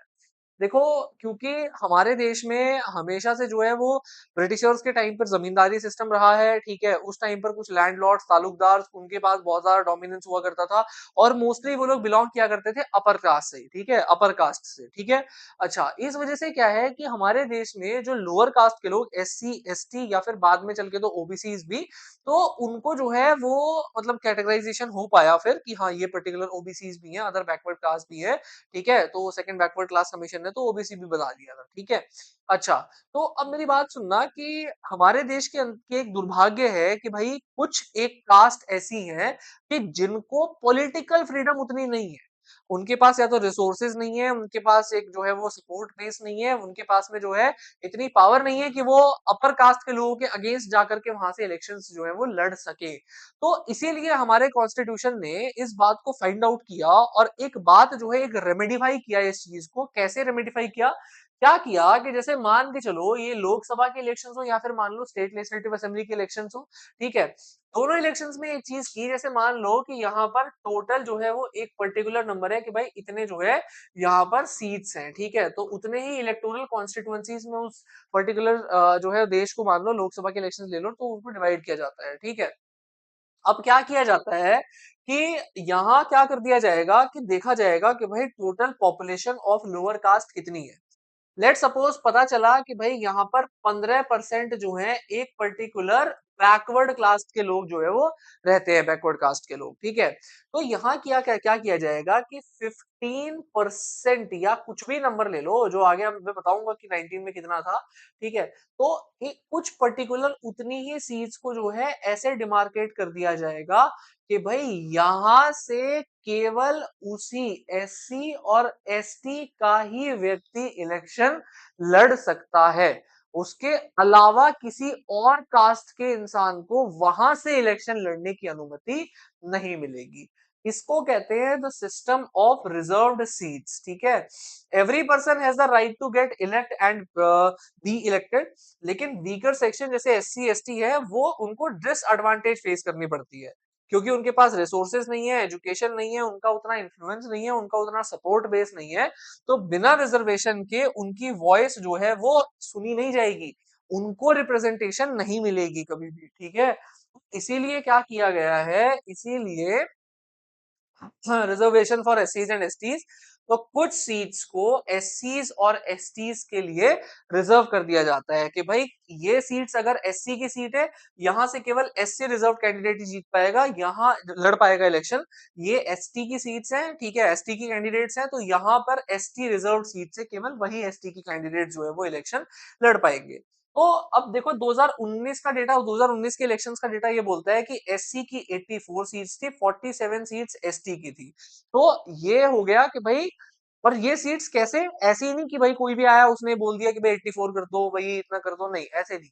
उनकी वहाँ की पॉपुलेशन के प्रोपोर्शन में रखा जाता है इस चीज़ को, ठीक है? कि अगर वहाँ पर इतनी परसेंट पॉपुलेशन है तो इतनी परसेंट सीट्स जो है वहाँ रिजर्व कर दी जाएँगी फॉर दैट कम्युनिटी, ठीक है? तो proportionate representation number of reserved seat is based on the population share, ठीक है? तो पॉपुलेशन के हिसाब से जो है वहाँ की सीट्स को रिजर्व किया जाता है, ठीक है? आगे देखते हैं। एक्सटेंशन ऑफ रिजर्वेशन आगे चल के तो ओबीसी को सेकंड बैकवर्ड क्लास कमीशन की रिकमेंडेशन के ऊपर जो है वो ओबीसी को भी जो है वो इसमें इंक्लूड किया गया। अच्छा, तो reservation exist in panchayat municipalities and corporations, तो स्टेट टू स्टेट डिपेंड करता है बिकॉज वो सब्जेक्ट स्टेट का है, ठीक है? तो वो स्टेट डिफाइन करता है कि कितनी परसेंट सीट जो है वहां पर रिजर्व होगी। लेकिन एक बात ये है कि लोकल बॉडीज में तो 1/3 of the total seats are reserved for women. और अब तो ये बिल जो है वो लोकसभा के लिए भी पास हो गया है। तो लोकसभा में भी 2029 के इलेक्शन से 1/3 of the seats will be reserved for women, ठीक है? तो विमेन रिजर्वेशन बिल भी जो है वो आ गया है, पास भी हो गया है, ठीक है? हम यह बात करते हैं वोटर्स की लिस्ट की। तो देखो, इलेक्शन कमीशन ऑफ इंडिया, एक बात को समझना कि जो आपका लोकसभा के इलेक्शंस होते हैं एंड विधानसभा, और जहां पर विधान परिषद है, तो नहीं, विधान परिषद की भी नहीं, तो उसकी भी हम बात नहीं कर रहे हैं, ठीक है? हम अभी जो डिस्कस कर रहे हैं, क्योंकि फिर वो एक अलग ही चीज आ जाएगी भाई, उसमें फिर जो है वो प्रोपोर्शनल रिप्रेजेंटेशन, ठीक है? तो अभी हम उसकी बात ही नहीं करेंगे। तो हम कह रहे हैं लोकसभा एंड आपकी विधानसभा, जिसको स्टेट लेजिस्लेटिव असेंबली भी बोलते हैं, इनके इलेक्शंस को कंडक्ट कराने की जिम्मेदारी किसकी है? Election commission of India. But जो लोकल बॉडीज होती है ना, क्योंकि वो स्टेट का मैटर है, सो उनके इलेक्शंस कंडक्ट कराना जो है वो किसके हाथ में है? स्टेट इलेक्शन कमीशन, ठीक है? तो ये मत आप सोचना कि विधानसभा या स्टेट लेजिस्लेचर के इलेक्शन जो है वो स्टेट इलेक्शन कमीशन कराता है, नहीं, वो भी आपका इलेक्शन कमीशन ऑफ इंडिया ही कराता है। तो election of commission of India के पास में एक इलेक्टोरल रोल होता है, मतलब एक वोटर्स की लिस्ट होती है, जो लिस्ट ये बताती है कि कितने वोटर, सबके नाम, एज, डेट ऑफ बर्थ, ये सब मेंशन होता है उस लिस्ट में। तो ये इलेक्शन से पहले तैयार की जाती है, जिस लिस्ट में जितने भी वहां के एलिजिबल वोटर्स हैं उन सबके नाम मेंशन होते हैं। इससे रहता है कि ताकि कोई भी इंसान वोट देने से वंचित ना रह जाए, वोट उसकी जो है वो छूटनी नहीं चाहिए। हर एक सिटीजन 18 साल से ऊपर का, उसको एलिजिबल है वोट देना। पहले 21 था, बाद में 18 कर दिया गया। कोई भी discrimination religion, race, caste, gender, place of birth, wealth, किसी बेसिस पे जो है वो डिस्क्रिमिनेशन नहीं किया जा सकता है। केवल हाँ, क्रिमिनल और person of unsound mind, rare of the rarest cases में, जिस इंसान को मेडिकल प्रैक्टिशनर, एक सर्टिफाइड मेडिकल प्रैक्टिशनर अगर ये बोल देता है कि this person is of unsound mind, तो उसको इन एलिजिबल किया जा सकता है। ये फिर कुछ केसेस में जो क्रिमिनल्स होते हैं, जिनको सजा दे दी जाती है, तो उनको जो है वो डिस्क्वालीफाई किया जा सकता है कि भाई ये पर्टिकुलर लोग जो है वो वोट नहीं दे सकते हैं, ठीक है? अदरवाइज नहीं किया जा सकता है। आगे देखते हैं। अपडेटिंग द वोटर लिस्ट, तो गवर्नमेंट का काम है नए नए जो भी वोटर्स होते हैं, 18 के जो भी लोग हुए हैं, या फिर जो लोग कुछ रह गए अगर, तो उनको ऐड करना, कुछ नाम को डिलीट करना, या तो एक्सपायर हो गए हैं, माइग्रेट कर गए हैं, ठीक तो complete revision occurs every 5 years, हर 5 साल में जो है इसको चेंज किया जाता है। EPIC, election photo identity card, एक कार्ड होता है जिसको वोटर कार्ड बोलते हैं। तो इसको, ताकि फ्रॉड ना हो, उसको रोकने के लिए जो है इसको इंट्रोड्यूस किया गया है। तो कंपलसरी नहीं है, आप आधार कार्ड ले जाओगे, वो भी आपको जो है वोट देने दिया जाएगा, ठीक है? आपका बस नाम जो है वो वोटर लिस्ट में होना चाहिए, ठीक है? अदर वैलिड आईडी कार्ड, जैसे राशन कार्ड, ड्राइविंग लाइसेंस, कुछ भी आप ले जाओ तो भी कोई दिक्कत नहीं है। Voter ID card is not compulsory, बस ये इसीलिए कि ताकि जो है फ्रॉड फॉर्जरी रुक सके, इसलिए बनाया गया था इसको, ठीक है? तो अब देखो, ये क्या है कि नॉमिनेशन ऑफ कैंडिडेट। अब देखो मेरी बात सुनो, तो इसमें क्या होता है कि किसी भी इंसान को, जैसे मान लो लेट सपोज एक पर्टिकुलर कॉन्स्टिट्यूएंसी, जो हमने बात की थी, लेट सपोज सदर कॉन्स्टिट्यूएंसी, ठीक है? तो सदर कॉन्स्टिट्युएंसी से अगर, जैसे दो कैंडिडेट मैंने बताया आपको, ठीक है, मनोज जिंदल हो गए और एक सोमदत्त हो गए, ठीक है? अगर मान लो इन्हें जो है वो इस सदर कॉन्स्टिट्युएंसी से इलेक्शन लड़ना है, ठीक है? तो इन्हें क्या करना होगा, किसी भी एक, पहले तो पॉलिटिकल पार्टी का के पास जाना होगा, ठीक है? तो पॉलिटिकल पार्टी के पास जाना होगा, पॉलिटिकल पार्टी क्या करेगी, इस इंसान को इश्यू करेंगी टिकट। इस इंसान को एक पर्टिकुलर पॉलिटिकल पार्टी के बिहाफ पे टिकट मिल जाएगा, तो दैट मींस कि वो पॉलिटिकल पार्टी के बिहाफ पे किसी भी कॉन्स्टिट्यूएंसी में जिस इंसान को टिकट मिला है वो इलेक्शन लड़ सकते हैं। अगर मान लो कि किसी इंसान को पॉलिटिकल पार्टी के थ्रू टिकट नहीं मिल पा रहा है, तो क्या वो इंसान इलेक्शन नहीं लड़ सकता? नहीं, उसको बोलते हैं निर्दलीय, उसको बोलते हैं इंडिविजुअल कैंडिडेट। ठीक है, तो इंडिविजुअल। तो अब देखो, उसको टिकट मिल गया तो क्या वो इलेक्शन नहीं लड़ पाएगा? जिस इंसान के पास में मान लो किसी पॉलिटिकल पार्टी का टिकट नहीं है, तो उसको बोलते हैं इंडिविजुअल कैंडिडेचर। ठीक है, तो चाहे इंडिविजुअल हो, चाहे पॉलिटिकल पार्टी का टिकट लिया हुआ कैंडिडेट हो, सबको इलेक्शन कमीशन ऑफ इंडिया के पास में जाके नॉमिनेशन फाइल करना हो।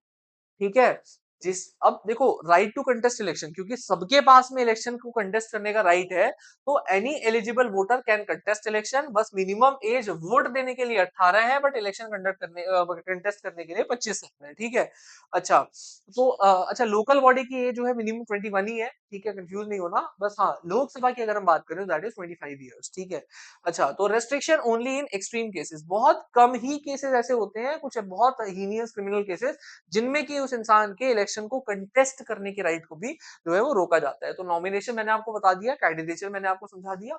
आगे बढ़ते हैं। ठीक है,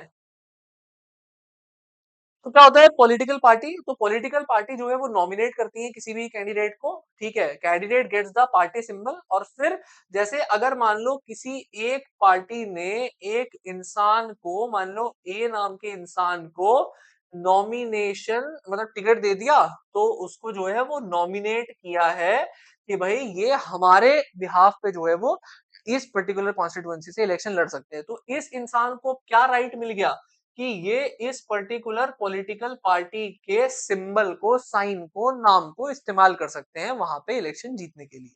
ठीक है, तो party nomination is called as ticket, और पार्टी का जो नॉमिनेशन होता है वो उसको टिकट बोलते हैं, और जो टिकट ले करके जो ईसीआई में नॉमिनेशन फिर फाइनली फाइल करना होता है। ठीक है, इस पर्टिकुलर कैंडिडेट।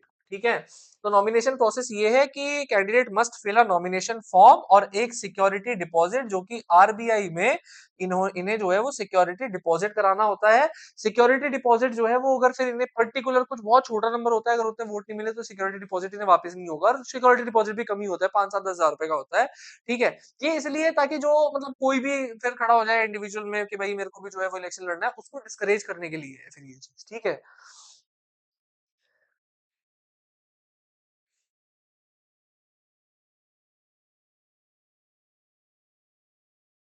तो अब देखो, सुप्रीम कोर्ट ने कुछ सिस्टम लेकर के आए थे डिक्लेरेशन का। उन्होंने कहा था कि सुप्रीम कोर्ट की जजमेंट के हिसाब से अगर किसी को जो अगर मतलब डिक्लेरेशन फाइल नॉमिनेशन फाइल करना है, तो उस इंसान को एक एफिडेविट फाइल करना होगा,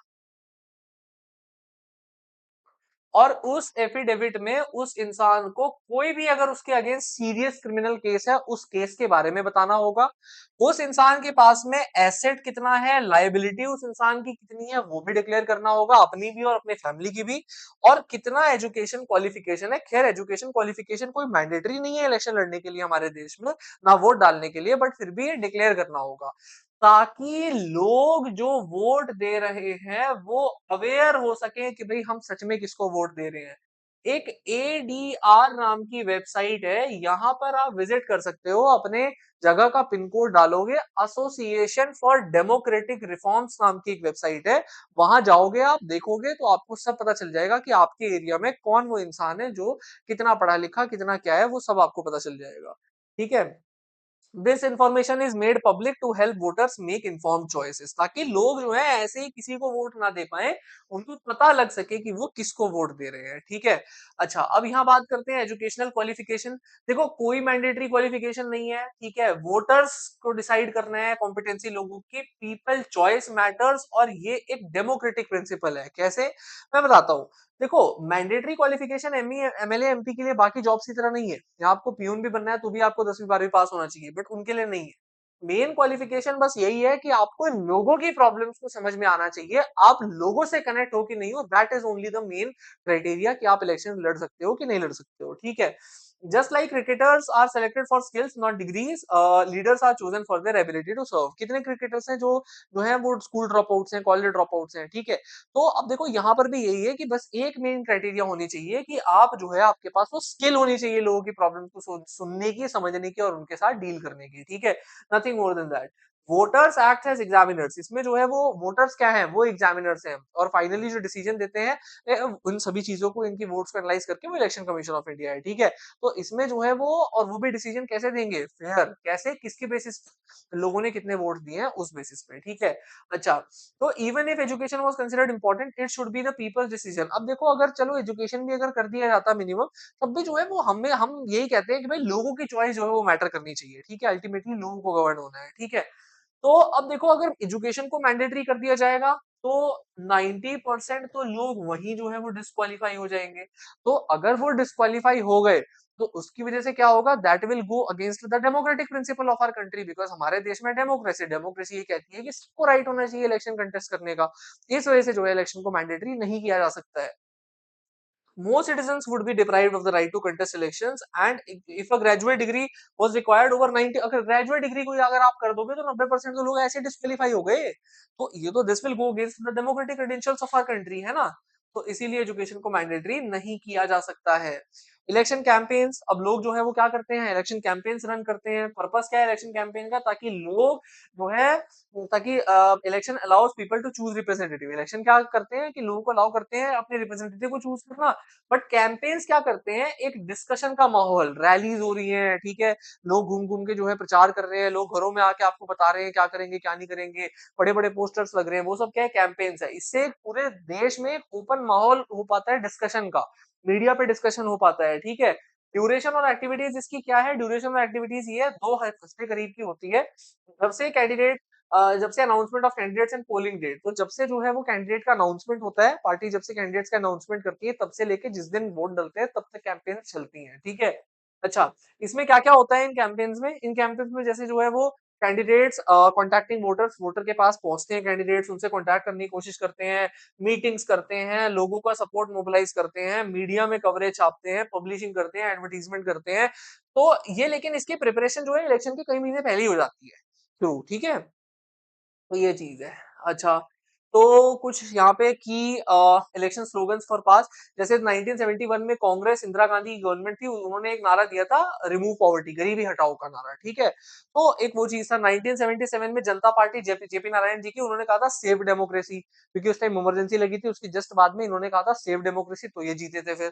तो 1977 में एक लेफ्ट फ्रंट था बंगाल में, उन्होंने कहा था लैंड टू द टिलर्स, वो एक एग्रीकल्चरल रिफॉर्म या लैंड रिफॉर्म का एक पार्ट था, ठीक है। क्योंकि बहुत सारे लोग ऐसे थे जिनके हाथ में बहुत ज्यादा जमीन थी, लोगों को जमीन मिली नहीं थी, जो उस पर खेती करते थे उनको जमीन नहीं मिलती थी, वो बस काम करते थे चले आते थे, ठीक है। तो लैंड टू द टेलर्स। 1983 में टीडीपी का जो है एनटी रामाराव का एक नारा था कि protect the self respect of the Telugu, तो वो तेलुगु का एक सेल्फ रेस्पेक्ट रियलाइजेशन का एक नारा था, तो वो उन्होंने दिया था। तो इसके बाद में डेफिनेटली जीते थे वो लोग। तो ये कुछ स्ट्रॉन्ग स्लोगन्स है पास्ट में रहे हैं जो, ठीक है। आगे अगर हम बात करें तो फेयर इलेक्शन को कैसे रेगुलेट कर सकते हैं, तो आप ब्राइब देना लेना वो बैन करवा दो, ठीक है। कास्ट रिलीजन ये नाम ही नहीं यूज होना चाहिए कैंपेन्स में, ठीक है। गवर्नमेंट की रिसोर्सेज का इस्तेमाल, इंदिरा गांधी के ऊपर यही इलेक्शंस लगे थे कि उनको जो है वो इलाहाबाद हाई कोर्ट ने डिस्क्वालीफाई कर दिया था उनके इलेक्शंस को। तो उसके बाद में फिर उन्होंने क्या किया, इमरजेंसी लगा दी। मैं नहीं कह रहा इस वजह से इमरजेंसी लगाई, बट उसके बाद ही इमरजेंसी लगाई गई थी, ठीक है। अच्छा, तो यूजिंग गवर्नमेंट रिसोर्सेज, अच्छा फिर उसके बाद देखो एक कैप होना चाहिए कि भाई इतने से ज्यादा आप जो है वो खर्चा नहीं कर सकते हो इलेक्शंस में, ठीक है। करना क्या है, ठीक है, मॉडल कोड ऑफ कंडक्ट। देखो ये इलेक्शन कमीशन ऑफ इंडिया के द्वारा जो है वो जारी किया जाता है। मॉडल कोड ऑफ कंडक्ट के कुछ कोड्स होते हैं जो कि ऑब्जर्व करने पड़ते हैं उस समय पर जब इलेक्शंस की कैंपेन्स चल रही है, ठीक है। जैसे आप किसी धर्म की जगह पर जाकर के, अब राम मंदिर में जाके आप इलेक्शन कैंपेन नहीं कर सकते हो, ठीक है, ये गलत हो जाएगा, मैनिपुलेशन हो जाएगा, मैल प्रैक्टिस हो जाएगी। आप गवर्नमेंट के रिसोर्सेज का इस्तेमाल नहीं कर सकते हो इलेक्शंस में पार्टिसिपेट करने के लिए, ठीक है। और आप जो है वो नए नए प्रोजेक्ट्स उस समय पर जब इलेक्शन कैंपेन चल रही है, नए नए प्रोजेक्ट्स फाइनेंसेस, उस टाइम आप कहो कि हम 1000 किलोमीटर का हाईवे बना देंगे, नहीं नहीं, उस समय नहीं। आपको जो काम करना है पहले करिए, ठीक है, उस समय नहीं। It will be a malpractice, ठीक है। Polling and counting of vote, फिर इलेक्शन का दिन आ जाता है। इलेक्शन के दिन जो है वो सब लोग वोट करते हैं। पोलिंग बूथ होते हैं जगह जगह, स्कूल्स कॉलेजेस जगह जगह लगाए जाते हैं।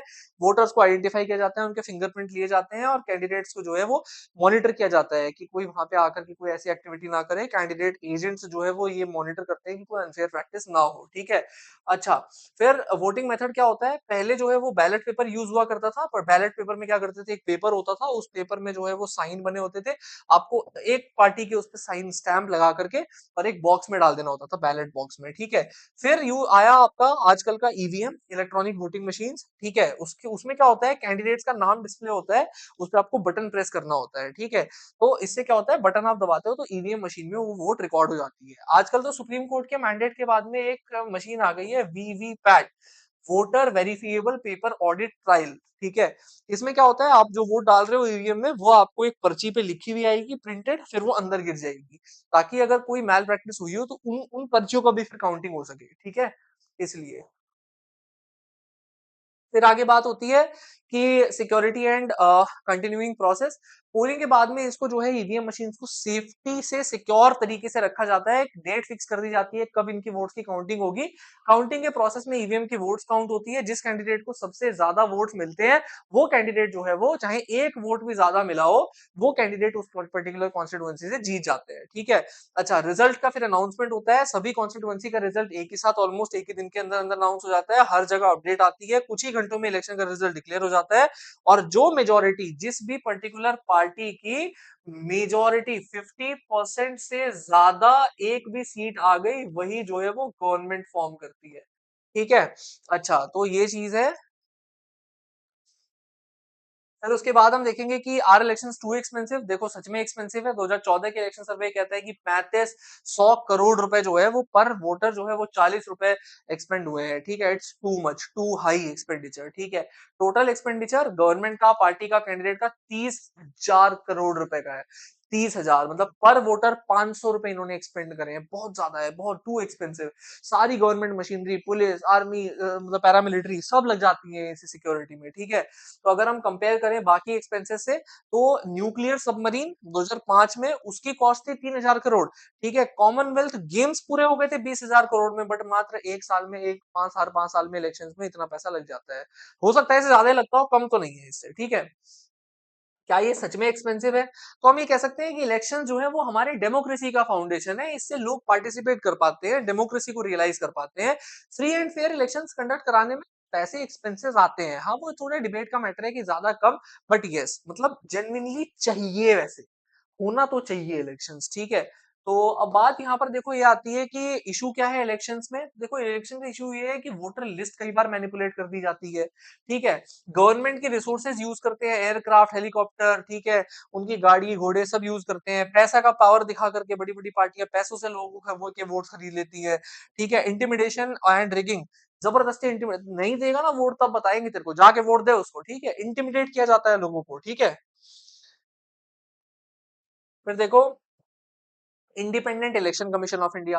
अब हम बात करेंगे कि independent election commission of India की क्या क्या रिक्वायरमेंट है, क्या होता है। ठीक है। तो इलेक्शन कमीशन ऑफ इंडिया क्या है, एक इंडिपेंडेंट बॉडी है। कोई एक्सटर्नल या कोई internal influence election commission of India को नहीं कर सकता। इसमें एक चीफ इलेक्शन कमिश्नर होते हैं, जिनको की प्रेसिडेंट अपॉइंट करते हैं, बट प्रेसिडेंट इनको रिमूव नहीं कर सकते। ठीक है। अच्छा, ये इंश्योर करते हैं कि इलेक्शंस में पॉलिटिकल प्रेशर ना हो इनके ऊपर। इंडिपेंडेंस इसलिए चाहिए ताकि इनके ऊपर कोई पॉलिटिकल प्रेशर ना हो, ताकि इनको इम्पार्शियल तरीके से डिसीजन लेने को अलाउ कर दिया जाए। ठीक है। ताकि ये जो इलेक्शन कमीशन है वो ऑपरेट कर सके बिना किसी एक्सटर्नल या इंटरनल प्रेशर के। ठीक है। अब हम बात करेंगे पावर्स और रिस्पॉन्सिबिलिटीज के। तो इलेक्शन कमीशन ऑफ इंडिया के पास में बहुत सारी वाइड पावर्स होती है फेयर इलेक्शंस को कंडक्ट कराने की। ठीक है। फुल कंट्रोल होता है इनके पास में इलेक्शन का, मतलब ये जो है डेट अनाउंस करने से लेके काउंटिंग कब होगी, डिक्लेरेशन कब होगा, रिजल्ट का हर काम कर सकते हैं। ठीक है। Implementation of model code of conduct, क्या क्या कोड ऑफ कंडक्ट आपको ऑब्जर्व करने होंगे। हथियार सारे जमा करा दो, सोना इतना नहीं लेके जा सकते, पैसे आप इतने कम रख सकते हो, उससे ज्यादा नहीं रख सकते अपने पास में। ये सारे मॉडल कोड ऑफ कंडक्ट में लिखे होते हैं ये सारी चीजें, और ये कौन जारी करता है, इलेक्शन कमीशन ऑफ इंडिया। ठीक है। Can take action against violation, अगर कोई कुछ कैंडिडेट वायलेट करता है इस कोड ऑफ कंडक्ट को, तो इसके अगेंस्ट इलेक्शन एक्शन को लेना वो किसका काम है? इलेक्शन कमीशन ऑफ इंडिया का। ऑर्डर और ट्रांसफर ऑफ गवर्नमेंट ऑफिशियल, सारे गवर्नमेंट ऑफिशियल फिर उस टाइम इनके अंडर काम करते हैं, इनका मर्जी है जिसको जहां जैसे ट्रांसफर करना है ऐसे ये कर सकते हैं, ठीक है। अच्छा, अब अगर हम बात करें तो government officials work under ECI control, ठीक है, और ऑर्डर रीपोलिंग इफ नीडेड, दोबारा से वोटिंग कराई जा सकती है या दोबारा से काउंटिंग कराई जा सकती है अगर इलेक्शन कमीशन ऑफ इंडिया को लगे कि जरूरी है तो, ठीक है। अब हम बात करें इलेक्शन कमीशन ऑफ इंडिया का रोल क्या है डेमोक्रेसी को स्ट्रेंथन करने में, ठीक है। पास्ट 25 साल में इलेक्शन कमीशन ऑफ इंडिया और एक्टिव बना है और असर्टिव बना है, खाली इलेक्शंस कंडक्ट कराने नहीं, फ्री एंड फेयर इलेक्शंस को इंश्योर करने के लिए और कई सारे स्टेप्स लिए गए हैं, ठीक है। इसने रिप्रिमाइंड किया है कई बार गवर्नमेंट को कि तुमने अगर कोई वायलेशन किया तो तुम्हारे ऊपर एक्शन लिया जाएगा, और एक्शन लिया भी गया है, ठीक है। तो कई रूलिंग पार्टी जो है वो इलेक्शन कमीशन ऑफ इंडिया को मोस्टली जो है वो डिसलाइक करती है, कई बार ट्राई करती है डिसोबे करना, ठीक है। Without an independent election commission election independent तरीके से कंडक्ट कराने, फेयर फ्री एंड फेयर तरीके से कंडक्ट कराने हमारे देश में पॉसिबल ही नहीं था, ठीक है। अच्छा, अब अगर हम बात करें यहाँ पे कि voter turnout in India and versus other country, India में पॉपुलर पार्टिसिपेशन सच में बहुत ज्यादा है। अगर हम बात करें वोटर टर्नआउट की, पिछले 50 साल में यूरोप और नॉर्थ अमेरिका के अंदर जो वोटर टर्नआउट है वो घटा है, बल्कि इंडिया के अंदर पिछले 50 साल में घटा भी नहीं, स्टेबल भी है पर बढ़ा ही है, ठीक है। यूके का अगर हम कंपेयर करें तो इंडिया के वोटर टर्नआउट जो है वो यूके से काफी ज्यादा है, ठीक है। हम ये कह सकते हैं कि इंडिया के इलेक्शन जो हैं वो और ज्यादा इंगेजिंग है, पार्टिसिपेटिंग है, लोगों को एनकरेज करते हैं वोट देने के लिए, ठीक है। तो देखो पॉपुलर पार्टिसिपेशन की अगर हम बात करें तो पॉपुलर पार्टिसिपेशन में voting by different social groups, India के अंदर लिटरेट हो इलिटरेट हो, अमीर हो गरीब हो, रिच हो पुअर, या फिर upper caste lower caste, women main, ठीक है, हर कोई या इवन ट्रांसजेंडर सब लोग जा करके वोट देते हैं, ठीक है। चाहे कोई प्रिविलेज हो चाहे कोई नॉन प्रिविलेज हो, सबके पास एक ही वोट है, बेस्ट प्रिंसिपल। यूएसए के अंदर अगर हम देखें तो काफी टाइम तक जो अफ्रीकन अमेरिकन थे या फिर वहां पर ना कुछ ऐसे ग्रुप्स हैं, ठीक है, वहां जैसे अफ्रीकन अमेरिकन है, ठीक है, हिस्पैनिक्स हैं, ठीक है, फिर पुअर पीपल हैं, तो अब देखो वहां पर क्या था, और व्हाइट अमेरिकन हैं, ठीक है। तो हिस्पैनिक्स और अफ्रीकन एशियन ये थोड़े से गरीब हैं, ठीक है, और व्हाइट अमेरिकन जो है वो अमीर है। तो वहां पर काफी टाइम तक ये देखा गया था कि जो हिस्पैनिक्स हो गए और जो अफ्रीकन अमेरिकन है उनको बहुत राइट्स नहीं थे, ठीक है। बट इंडिया के अंदर ऐसा कभी नहीं किया गया, इंडिया के अंदर चाहे कोई एससी हो चाहे कोई एसटी हो चाहे कोई ओबीसी हो चाहे कोई अपर कास्ट लोअर कास्ट, सबको जो है वो बराबर तरीके से पार्टिसिपेट करने का राइट दिया गया है, हमेशा से ये इंश्योर हुआ है, ठीक है। इंडिया के इलेक्शंस ज्यादा इंक्लूसिव है, ठीक है, मोर इंक्लूसिव, ठीक है। अगर हम बात करें अब पॉपुलर पार्टिसिपेशन इलेक्शंस की, तो इंडियंस इतना पार्टिसिपेट करते क्यों है, व्हाट्स द रीजन? तो ऐसा है कि पीपल को ये लगता है कि उनके वोट मैटर करेंगे, लोगों के ऊपर कोई ऐसा पॉलिटिकल प्रेशर नहीं है बहुत ज्यादा, ठीक है। आजकल वोटर जो एंगेजमेंट जो है वो बहुत ज्यादा बढ़ती जा रही है, हम ये देख रहे हैं, ठीक है। इससे पता चलता है कि इंडियन इलेक्शंस जो है वो बहुत अच्छे से किए जा रहे हैं, ठीक है, बेस्ट तरीके अपनाए जा रहे हैं इंडियन इलेक्शंस में, ठीक है। तो अगर हम पॉलिटिकल अवेयरनेस का अगर हम रोल देख ले, ठीक है, तो उसमें अब देखते हैं popular participation elections in India में, the role of the political awareness in elections. देखो हमारे देश में एक बात तो ये है कि more than half of the voters identify themselves with the political party. आधे से ज्यादा लोग या तो ये बोलते हैं हम तो बीजेपी वाले हैं, या हम कांग्रेस वाले हैं, हम आम आदमी वाले हैं, ठीक है। नेशनल लेवल पे तो यही होता है, स्टेट पॉलिटिक्स में दूसरी बात है। 1 in 7 voters is a member of a political party. Bharatiya Janata party is the world's largest party, Indian National Congress was the world's largest party, ठीक है। तो इनमें 1 में से 7 वोटर जो है वो तो ये बोलते हैं कि हम मेंबर है, और people attend political rallies, discussion, follow election campaigns, सब बहुत क्लोजली करते हैं सभी, ठीक है।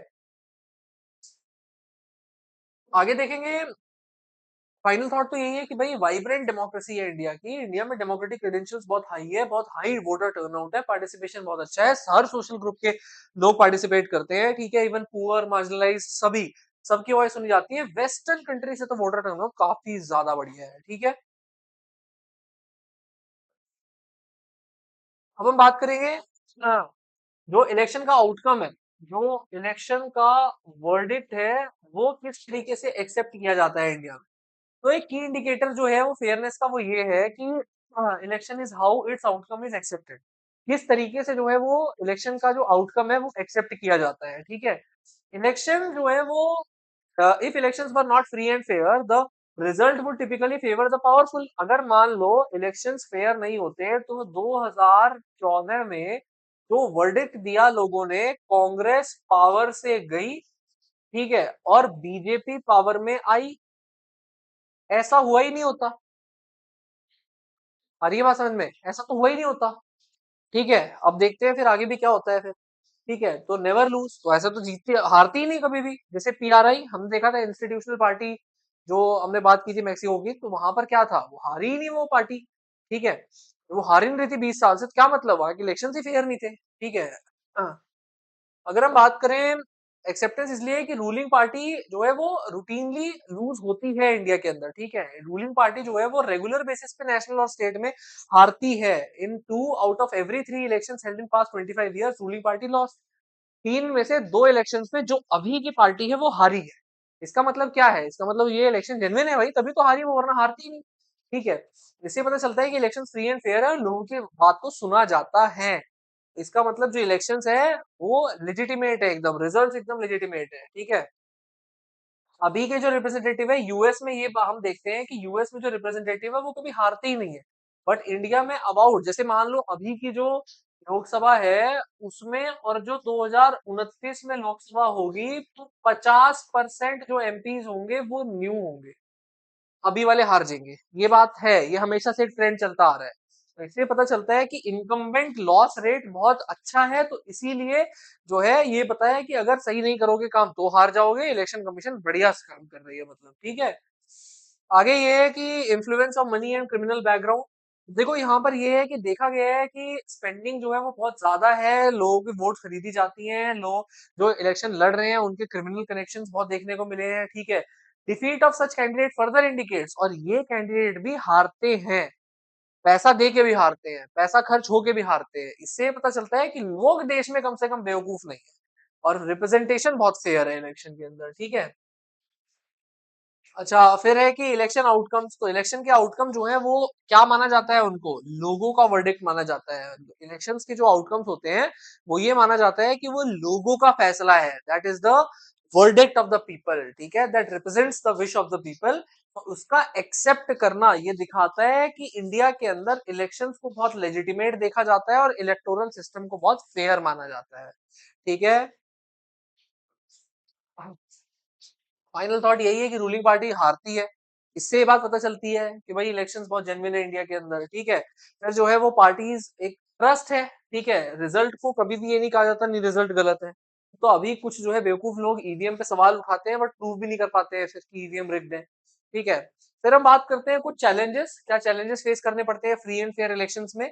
Money and electoral advantage. देखो ऐसा होता है कि जो कैंडिडेट्स हैं और जो पार्टीज हैं वो बहुत ज्यादा पैसा कई बार इस्तेमाल करती हैं, ठीक है। और फाइनल एडवर्टाइजमेंट, ठीक है, final resources are used for campaigns, advertisement and influencing voters, creating imbalance in the. तो जिस भी पॉलिटिकल पार्टी के पास थोड़ी लिवरेज होती है, थोड़ी पावर होती है, रिसोर्सेज होती है, डोनेशंस होती हैं, वो सारी पॉलिटिकल पार्टी के पास में थोड़ा अपर हैंड रहता है, ठीक है, इलेक्शंस में। ये एक बहुत बड़ा, एक्सक्यूज मी, चैलेंजिंग टास्क है, ठीक है, इंडिया के अंदर। दूसरा एक चैलेंजिंग टास्क ये है कि जो वोटर्स, जो इलेक्टर्स हैं, उनके काफी बार ये देखा गया है कि क्रिमिनल बैकग्राउंड्स देखने को मिले हैं, ठीक है। They are somewhere related to their criminal background only, ठीक है। कहीं ना कहीं उनको जो है उन्होंने क्राइम किया है या अभी कुछ चल रहा है उनका। इसी से एक टर्म निकल के आती है criminalisation of politics, Indian polity में पढ़ेंगे, ठीक है। तो पॉलिटिक्स में बहुत ज्यादा क्रिमिनलाइजेशन जो है वो बढ़ रहा है, ठीक है। ये बात तो एकदम श्योर है, ठीक है। आगे अगर हम देखें कि पॉलिटिकल डायनेस्टीज, देखो पॉलिटिकल डायनेस्टीज में ये है कि कुछ फैमिली का बहुत ज्यादा जो है वो, मतलब एक गट बन गया है, ठीक है। पूरी पॉलिटिकल पार्टी में जो भी काम हो रहा है वो पर्टिकुलर फैमिलीज के हाथ में चले आ रहा है। जैसे कांग्रेस है एक बहुत अच्छा एग्जाम्पल, ठीक है। जैसे ओडिशा में जो है वो जनता कौन सा बीजू पार्टी है, ठीक है, वहां पर भी पूरी एक फैमिली का ही जो है वो रोल है, ठीक है। तो टीडीपी उसमें भी कहीं ना कहीं वो है, ठीक है। तो बीजेपी में भी काफी नेपोटिज्म देखने को मिला है। तो फैमिली फैमिली फैमिली जो है वो लेगेसी चलती जा रही है। तो ये एक बहुत बड़ी प्रॉब्लम जो है वो आ रही है, ठीक है, सामने। Lack of real choice to the voters. Voters चाहते हैं ऑन पेपर तो चॉइस बहुत है वोटर्स के पास में, लेकिन अगर हम रियलिटी की बात करें तो वोटर्स के पास में काफी लिमिटेड चॉइसेस है। ठीक है, क्योंकि सभी पॉलिटिकल पार्टी या तो ऑलमोस्ट फिर सेम ही बातें करने लग जाती हैं या कुछ बकवास बातें करने लग जाती हैं। तो रियल और इफेक्टिव चॉइस जो है वो लोगों के पास वो काफी कम है। ठीक है। Disadvantage of smaller parties and independence. Independence का तो खैर जो अगर बहुत ही आदमी दबदबा वाला है, ठीक है, पप्पू यादव टाइप बिहार में, तो तब तो जो है वो इंडिपेंडेंट जीत सकता है। ठीक है, लेकिन अदरवाइज अगर हम बात करें, इंडिपेंडेंट कैंडिडेट का इलेक्शंस में जीतना is nearly very difficult, nearly impossible. बहुत ज्यादा नहीं जीत पाते हैं इंडिपेंडेंट कैंडिडेट्स। ठीक है, उनको बहुत डिसएडवांटेज है, उनको ना इतने रिसोर्सेज होती है इंडिविजुअल के पास, ना इतना पैसा होता है कि वो जो है वो किसी पॉलिटिकल पार्टी को जो है कम्पीट करके जीत सके। ठीक है, तो ये थोड़ी दिक्कत वाली बात है, तो इनको थोड़ा डिसएडवांटेज है इस चीज में। ठीक है, इनके सपोर्ट में बेचारों के कोई नहीं आता। तो इलेक्शंस में रिफॉर्म्स लाने की बहुत ज्यादा जरूरत है। ठीक है, मनी का इन्फ्लुएंस कम करने की जरूरत है, क्रिमिनल बैकग्राउंड को चेक करो, वेरीफाई करो, तब उनको वोट दो। ठीक है, डायनेस्टिक पॉलिटिक्स को एंड होना चाहिए। ठीक है, जब तक डायनेस्टिक पॉलिटिक्स चलेगी तब तक जो है वो लोगों के पास चॉइस लिमिटेड रहेंगी। ठीक है। अच्छा, तो रियल चॉइस देना बहुत ज्यादा जरूरी है। ठीक है, बकवास पॉलिसीज को डिस्करेज करना बहुत ज्यादा जरूरी है, और जो छोटी पार्टीज है, स्मॉल कैंडिडेट्स हैं, उनको भी सपोर्ट करना जरूरी है, ताकि जो है वो भी सामने आ पाए। ठीक है, पर केवल पार्टी पॉलिटिक्स ना चले। ठीक है, तो and thank you so much for giving your time, thank you so much for watching this lecture. मैंने इस लेक्चर में केवल एनसीईआरटी की लाइन नहीं, थोड़ा थोड़ा जो है वो मतलब अच्छे से थोड़ा थोड़ा टॉपिक जो है वो जो भी एक वर्ड भी अगर मेंशन था तो उसको थोड़ा एक्सप्लेन करके जो है वो इसमें समझाया है, तो शायद इसीलिए थोड़ा सा ड्यूरेशन आता है। बट आई होप कि इससे आपकी जो नॉलेज बेस है वो थोड़ा एनरिच हुआ होगा, आपको थोड़ी हेल्प हुई होगी। Thank you so much for watching this video, thank you. अब देखते हैं popular participation elections in India में, the role of the political awareness in elections. देखो, हमारे देश में एक बात तो ये है कि more than half of the voters identify themselves with a political party. आधे से ज्यादा लोग या तो ये बोलते हैं हम तो बीजेपी वाले हैं, या हम कांग्रेस वाले हैं, हम आम आदमी वाले हैं। ठीक है, नेशनल लेवल पे तो यही होता है, स्टेट पॉलिटिक्स में दूसरी बात है। 1 in 7 voters is a member of a political party. Bharatiya Janata party is the world's largest party. Indian National Congress was the world's largest party. ठीक है, तो इनमें 1 में से 7 वोटर जो है वो तो ये बोलते हैं कि मेंबर है, और people attend political rallies, discussion, follow election campaigns, सब बहुत क्लोजली करते हैं सभी। ठीक है, आगे देखेंगे। फाइनल थॉट तो यही है कि भाई वाइब्रेंट डेमोक्रेसी है इंडिया की, इंडिया में डेमोक्रेटिक क्रेडेंशियल्स बहुत हाई है, बहुत हाई वोटर टर्नआउट है, पार्टिसिपेशन बहुत अच्छा है, हर सोशल ग्रुप के लोग पार्टिसिपेट करते हैं। ठीक है, इवन पुअर, मार्जिनलाइज, सभी, सबकी वॉइस सुनी जाती है। वेस्टर्न कंट्री से तो वोटर टर्नआउट काफी ज्यादा बढ़िया है। ठीक है, अब हम बात करेंगे हाँ, जो इलेक्शन का आउटकम है, जो इलेक्शन का वर्डिक्ट है, वो किस तरीके से एक्सेप्ट किया जाता है इंडिया में। तो एक की इंडिकेटर जो है वो फेयरनेस का वो ये है कि election is how it's outcome is accepted. किस तरीके से जो है वो इलेक्शन का जो आउटकम है वो एक्सेप्ट किया जाता है। ठीक है, इलेक्शन जो है वो, if elections were not free and fair, the result would typically favour the powerful. अगर मान लो इलेक्शंस फेयर नहीं होते तो 2014 में जो वर्डिक्ट दिया लोगों ने, कांग्रेस पावर से गई। ठीक है, और बीजेपी पावर में आई। ऐसा हुआ ही नहीं होता। आ रही है बात समझ में? ऐसा तो हुआ ही नहीं होता। ठीक है, अब देखते हैं फिर आगे भी क्या होता है फिर। ठीक है, तो नेवर लूज, तो ऐसा तो जीतती हारती ही नहीं कभी भी। जैसे पीआरआई हमने देखा था, इंस्टीट्यूशनल पार्टी, जो हमने बात की थी मैक्सिको की, तो वहां पर क्या था, वो हारी ही नहीं वो पार्टी। ठीक है, वो हार ही नहीं रही थी 20 साल से, तो क्या मतलब, वहां के इलेक्शन ही फेयर नहीं थे। ठीक है। हाँ, अगर हम बात करें एक्सेप्टेंस, इसलिए कि रूलिंग पार्टी जो है वो रूटीनली लूज होती है इंडिया के अंदर। ठीक है, रूलिंग पार्टी जो है वो रेगुलर बेसिस पे नेशनल और स्टेट में हारती है। इन 2 out of every 3 election held in past 25 years ruling party lost. 3 में से 2 इलेक्शंस में जो अभी की पार्टी है वो हारी है। इसका मतलब क्या है, इसका मतलब ये इलेक्शन जेन्युइन है भाई, तभी तो हारी वो, वरना हारती ही नहीं। ठीक है, इससे पता चलता है कि इलेक्शन फ्री एंड फेयर है और लोगों की बात को सुना जाता है। इसका मतलब जो इलेक्शंस है वो लेजिटिमेट है, एकदम रिजल्ट एकदम लेजिटिमेट है। ठीक है, अभी के जो रिप्रेजेंटेटिव है यूएस में, ये हम देखते हैं कि यूएस में जो रिप्रेजेंटेटिव है वो कभी हारते ही नहीं है। बट इंडिया में अबाउट, जैसे मान लो अभी की जो लोकसभा है उसमें, और जो 2029 में लोकसभा होगी तो 50% जो एमपीज होंगे वो न्यू होंगे, अभी वाले हार जाएंगे। ये बात है, ये हमेशा से ट्रेंड चलता आ रहा है। तो इससे पता चलता है कि इनकम्बेंट लॉस रेट बहुत अच्छा है, तो इसीलिए जो है ये पता है कि अगर सही नहीं करोगे काम तो हार जाओगे। इलेक्शन कमीशन बढ़िया से काम कर रही है, मतलब ठीक है। आगे ये है कि influence of money and criminal background. देखो यहाँ पर ये है कि देखा गया है कि स्पेंडिंग जो है वो बहुत ज्यादा है, लोगों की वोट खरीदी जाती हैं, लोग जो इलेक्शन लड़ रहे हैं उनके क्रिमिनल कनेक्शंस बहुत देखने को मिले हैं, ठीक है। Defeat of such candidate further indicates, और ये कैंडिडेट भी हारते हैं, पैसा दे के भी हारते हैं, पैसा खर्च होके भी हारते हैं। इससे पता चलता है कि लोग देश में कम से कम बेवकूफ नहीं है, और रिप्रेजेंटेशन बहुत फेयर है इलेक्शन के अंदर, ठीक है। अच्छा, फिर है कि इलेक्शन आउटकम्स, तो इलेक्शन के आउटकम जो है वो क्या माना जाता है, उनको लोगों का वर्डिक्ट माना जाता है। इलेक्शंस के जो आउटकम्स होते हैं वो ये माना जाता है कि वो लोगों का फैसला है, that is the verdict of the people, ठीक है, that represents the wish of the people. तो उसका एक्सेप्ट करना ये दिखाता है कि इंडिया के अंदर इलेक्शंस को बहुत लेजिटिमेट देखा जाता है, और इलेक्टोरल सिस्टम को बहुत फेयर माना जाता है, ठीक है।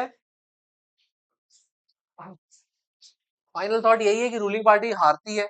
इससे ये बात पता चलती है कि भाई इलेक्शंस बहुत जेन्युइन है इंडिया के अंदर, ठीक है। फिर जो है वो पार्टीज एक ट्रस्ट है, ठीक है। रिजल्ट को कभी भी ये नहीं कहा जाता नहीं रिजल्ट गलत है। तो अभी कुछ जो है बेवकूफ लोग ईवीएम पे सवाल उठाते हैं बट प्रूव भी नहीं कर पाते हैं फिर कि ईवीएम रिग्ड है, ठीक है। फिर हम बात करते हैं कुछ चैलेंजेस, क्या चैलेंजेस फेस करने पड़ते हैं फ्री एंड फेयर इलेक्शंस में। मनी एंड इलेक्टोरल एडवांटेज, देखो ऐसा होता है कि जो कैंडिडेट्स हैं और जो पार्टीज हैं वो बहुत ज्यादा पैसा कई बार इस्तेमाल करती हैं, ठीक है। और फाइनल एडवर्टाइजमेंट, ठीक है, final resources are used for campaigns, advertisement and influencing voters, creating imbalance in the. तो जिस भी पॉलिटिकल पार्टी के पास थोड़ी लिवरेज होती है, थोड़ी पावर होती है, रिसोर्सेज होती है, डोनेशंस होती हैं, वो सारी पॉलिटिकल पार्टी के पास में थोड़ा अपर हैंड रहता है, ठीक है, इलेक्शंस में। ये एक बहुत बड़ा, एक्सक्यूज मी, चैलेंजिंग टास्क है, ठीक है, इंडिया के अंदर। दूसरा एक चैलेंजिंग टास्क ये है कि जो वोटर्स, जो इलेक्टर्स हैं, उनके काफी बार ये देखा गया है कि क्रिमिनल बैकग्राउंड्स देखने को मिले हैं, ठीक है। They are somewhere related to their criminal background only, ठीक है। कहीं ना कहीं उनको जो है उन्होंने क्राइम किया है या अभी कुछ चल रहा है उनका। इसी से एक टर्म निकल के आती है criminalisation of politics, Indian polity में पढ़ेंगे, ठीक है। तो पॉलिटिक्स में बहुत ज्यादा क्रिमिनलाइजेशन जो है वो बढ़ रहा है, ठीक है। ये बात तो एकदम श्योर है, ठीक है। आगे अगर हम देखें